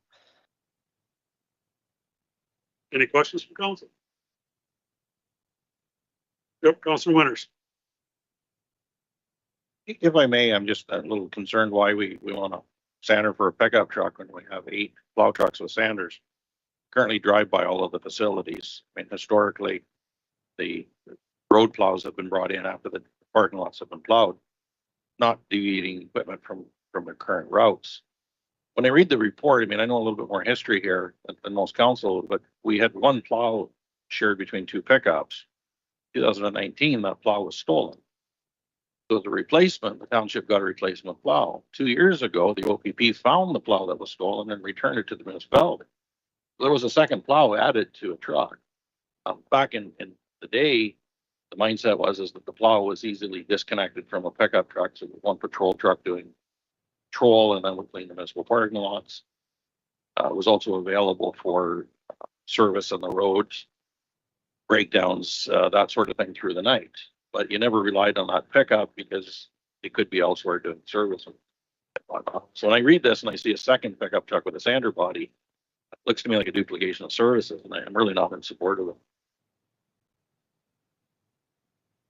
Those comments. Any further comments? Not seeing any further comments. I am going to. I just wondered if staff wanted to respond to Councilor Winters' comments at all. Through you, Deputy Mayor. Again, Councilor Winters probably has or does have a lot more history on the department than I do. Just reviewing the operations and how we're utilizing the vehicles and where we're utilizing them. It is thought that we would reduce the amount of duplication of travel of different vehicles and keeping certain plows on routes where they're needed most. And since we have another plow that is being utilized to do parking lots, having a sander unit in it while it's doing it would be valuable to our operations. Thank you for that comment. Carlton. I noticed that one of the comments in there is saying that the pickup that has the plow without the sander unit doesn't have enough weight over the back axle, and that sander unit, I take it, adds enough that it then does a better job of what it's supposed to be doing. I think I can be in favor of this. I think it makes sense to have 2 trucks outfitted the same way. All right, any further comments? I'm going to call the vote. All those in favor?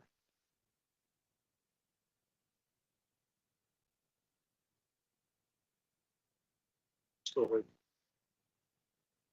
And opposed? That is carried. Okay, 9.3.2.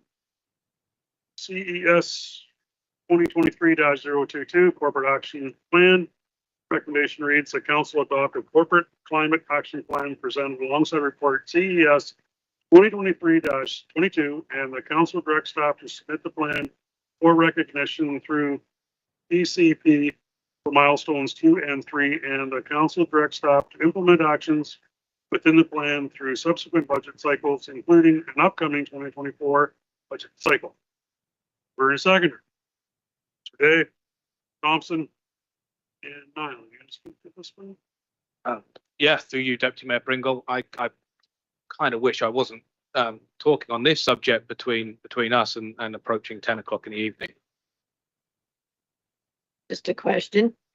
Does this one need to be done tonight, or could we defer it to next week so that?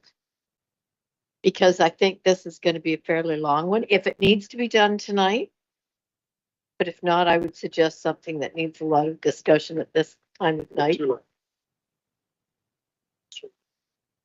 This one's going to take some time. Well, I don't know.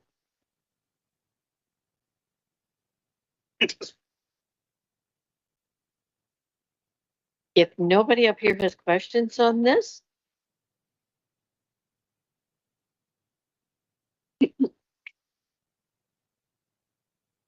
If it's all on me, it's great. So if we were deferring this, staff we were just sidebarring briefly. If we're deferring this, we would defer it to December, because the balance of November already looks fairly full, to be honest. Afraid we've got one or two lengthy meetings as we run in toward the end of the year. Having said that, I can do a quick summary, and I'd be happy to see it deferred if you feel that it needed to be deferred after that. There's no super urgency, so I'm quite happy to take a crack at doing a summary. Awesome. As directed in 2019, as we've discussed earlier on this year, the township embarked on undertaking a corporate climate action plan. We brought a draft back before you earlier on this year. That draft then got taken out and was undertaken some community consultation, engagement, and feedback. Broadly speaking, we're taking the level of that engagement activity, and there is a slide deck in there which I will not go through this evening in any great detail. That broadly said, we're on the right track.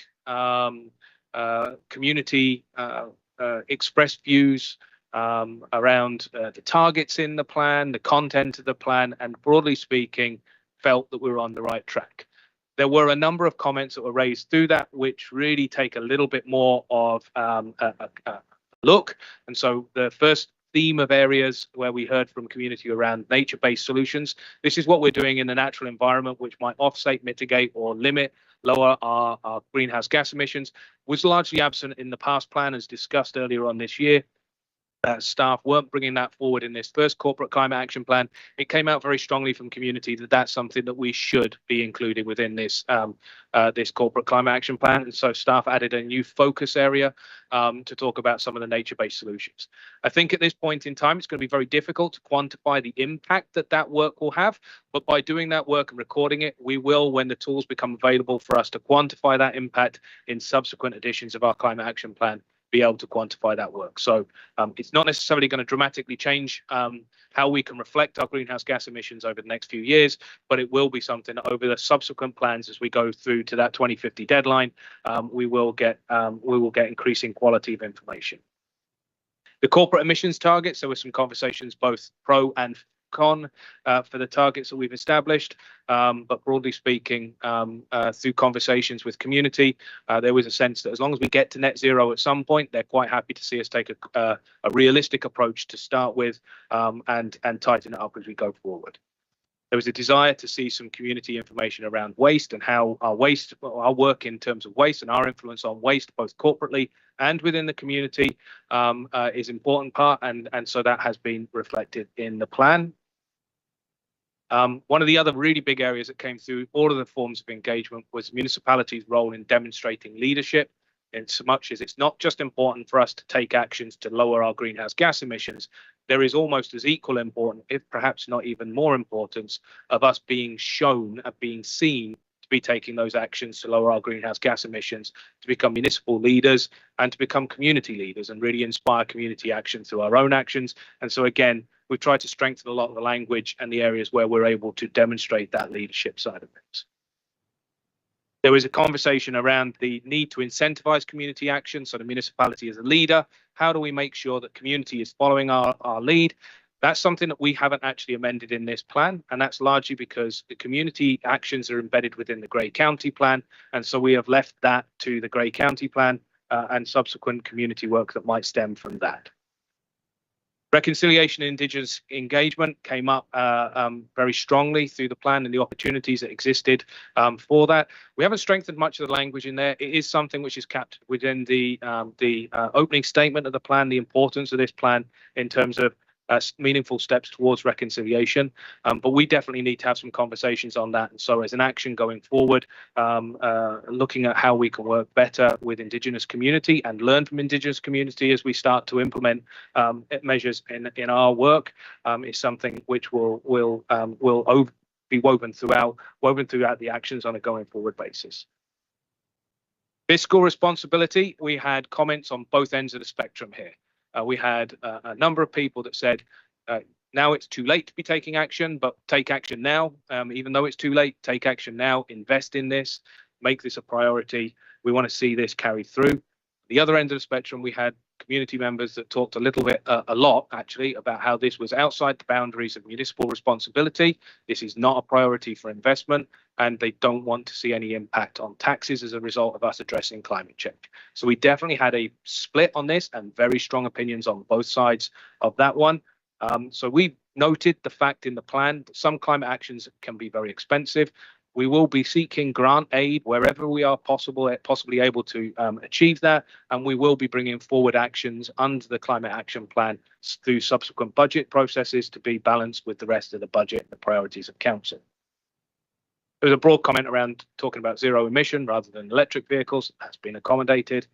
And then there was a talk about changes to building standards to really enforce changes in community impacts. And again, not specifically addressed in our plan. That is a body of work which is embedded in the Grey County plan, which we are signatories to, and that work is ongoing at a Grey County level.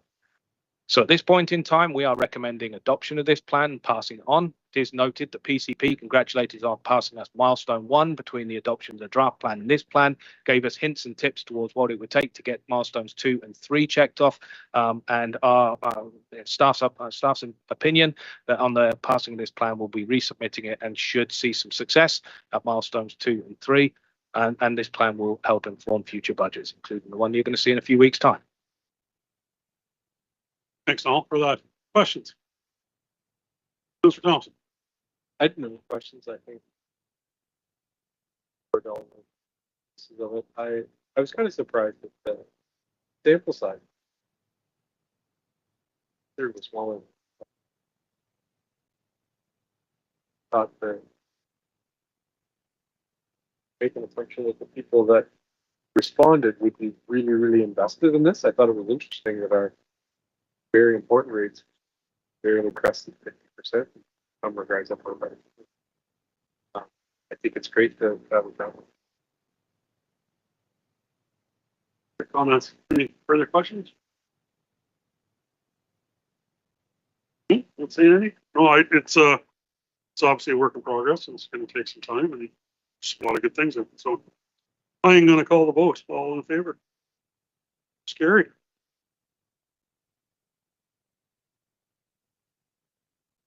So 9.3.4 CES 2023-024 boundary road agreement with the town of South Bruce Peninsula.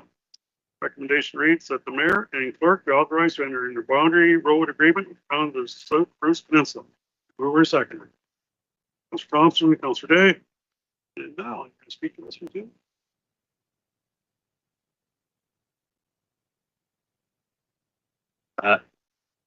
Do you, Deputy Mayor Pringle? No. I believe the report is self-explanatory. Yeah. Sure. Okay. Perfect. Any comments from council? All right. Going to call the vote. All those in favor? It's carried. Strange. All right, unfinished business. We have new business. Remembrance Day ceremony attendance. Annual council member attendance request to place for ESOT. Sound Legion, Air Legion, Shell Lake to lay a wreath, Epworth Legion, no wreath attendance only. Wyerton Legion and the Chad.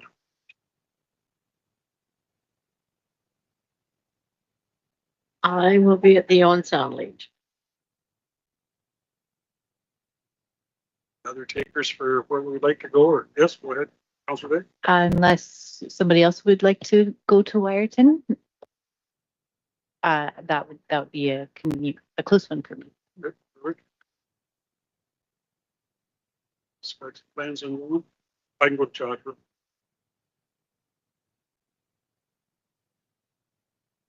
that leaves, oh, yeah, go ahead. Sorry, yeah. I think I could go to the Owen Sound with Sue. If you guys would approve of that, if that's okay.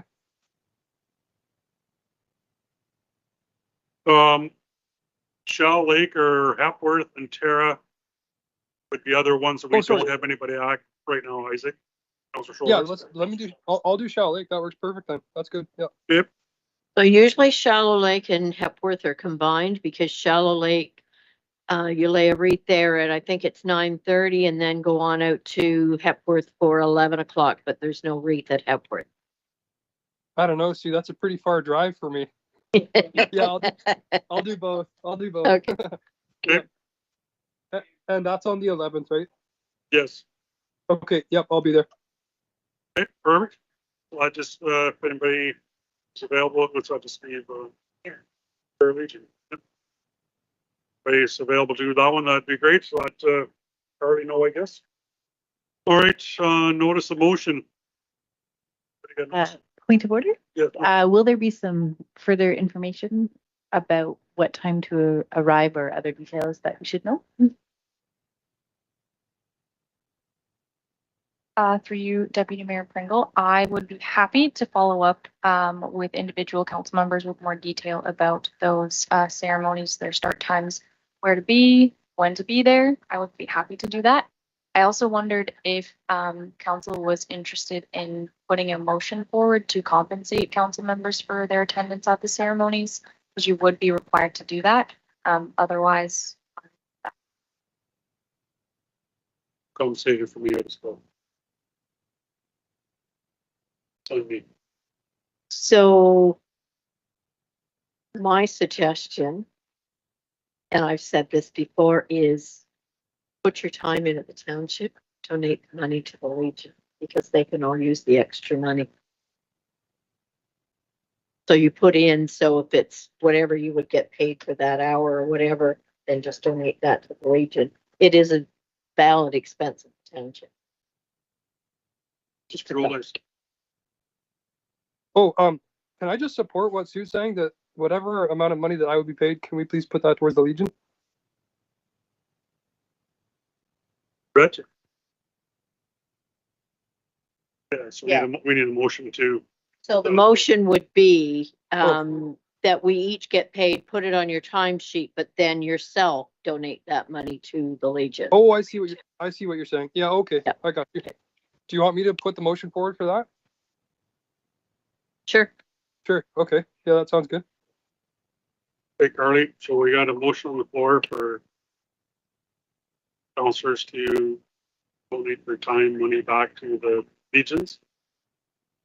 It's moved by Councilor Schuldice and seconded by Councilor Colbert. Okay, all those in favor? It's carried. We'll play tonight. All right, notice of motion. Anybody got a notice of motion? Okay. I do, but it's very short. So Councillor Thompson and I had attended Kemble Women's Institute in UCW 4 weeks ago, probably now. And I'm just bringing a report to next week's meeting about that, what happened out there. Perfect. Yes, Councillor Winters. I'd like to bring up a notice of discussion over Francis Drive if we can. Not tonight, but next meeting would be ideal if we can do that, please.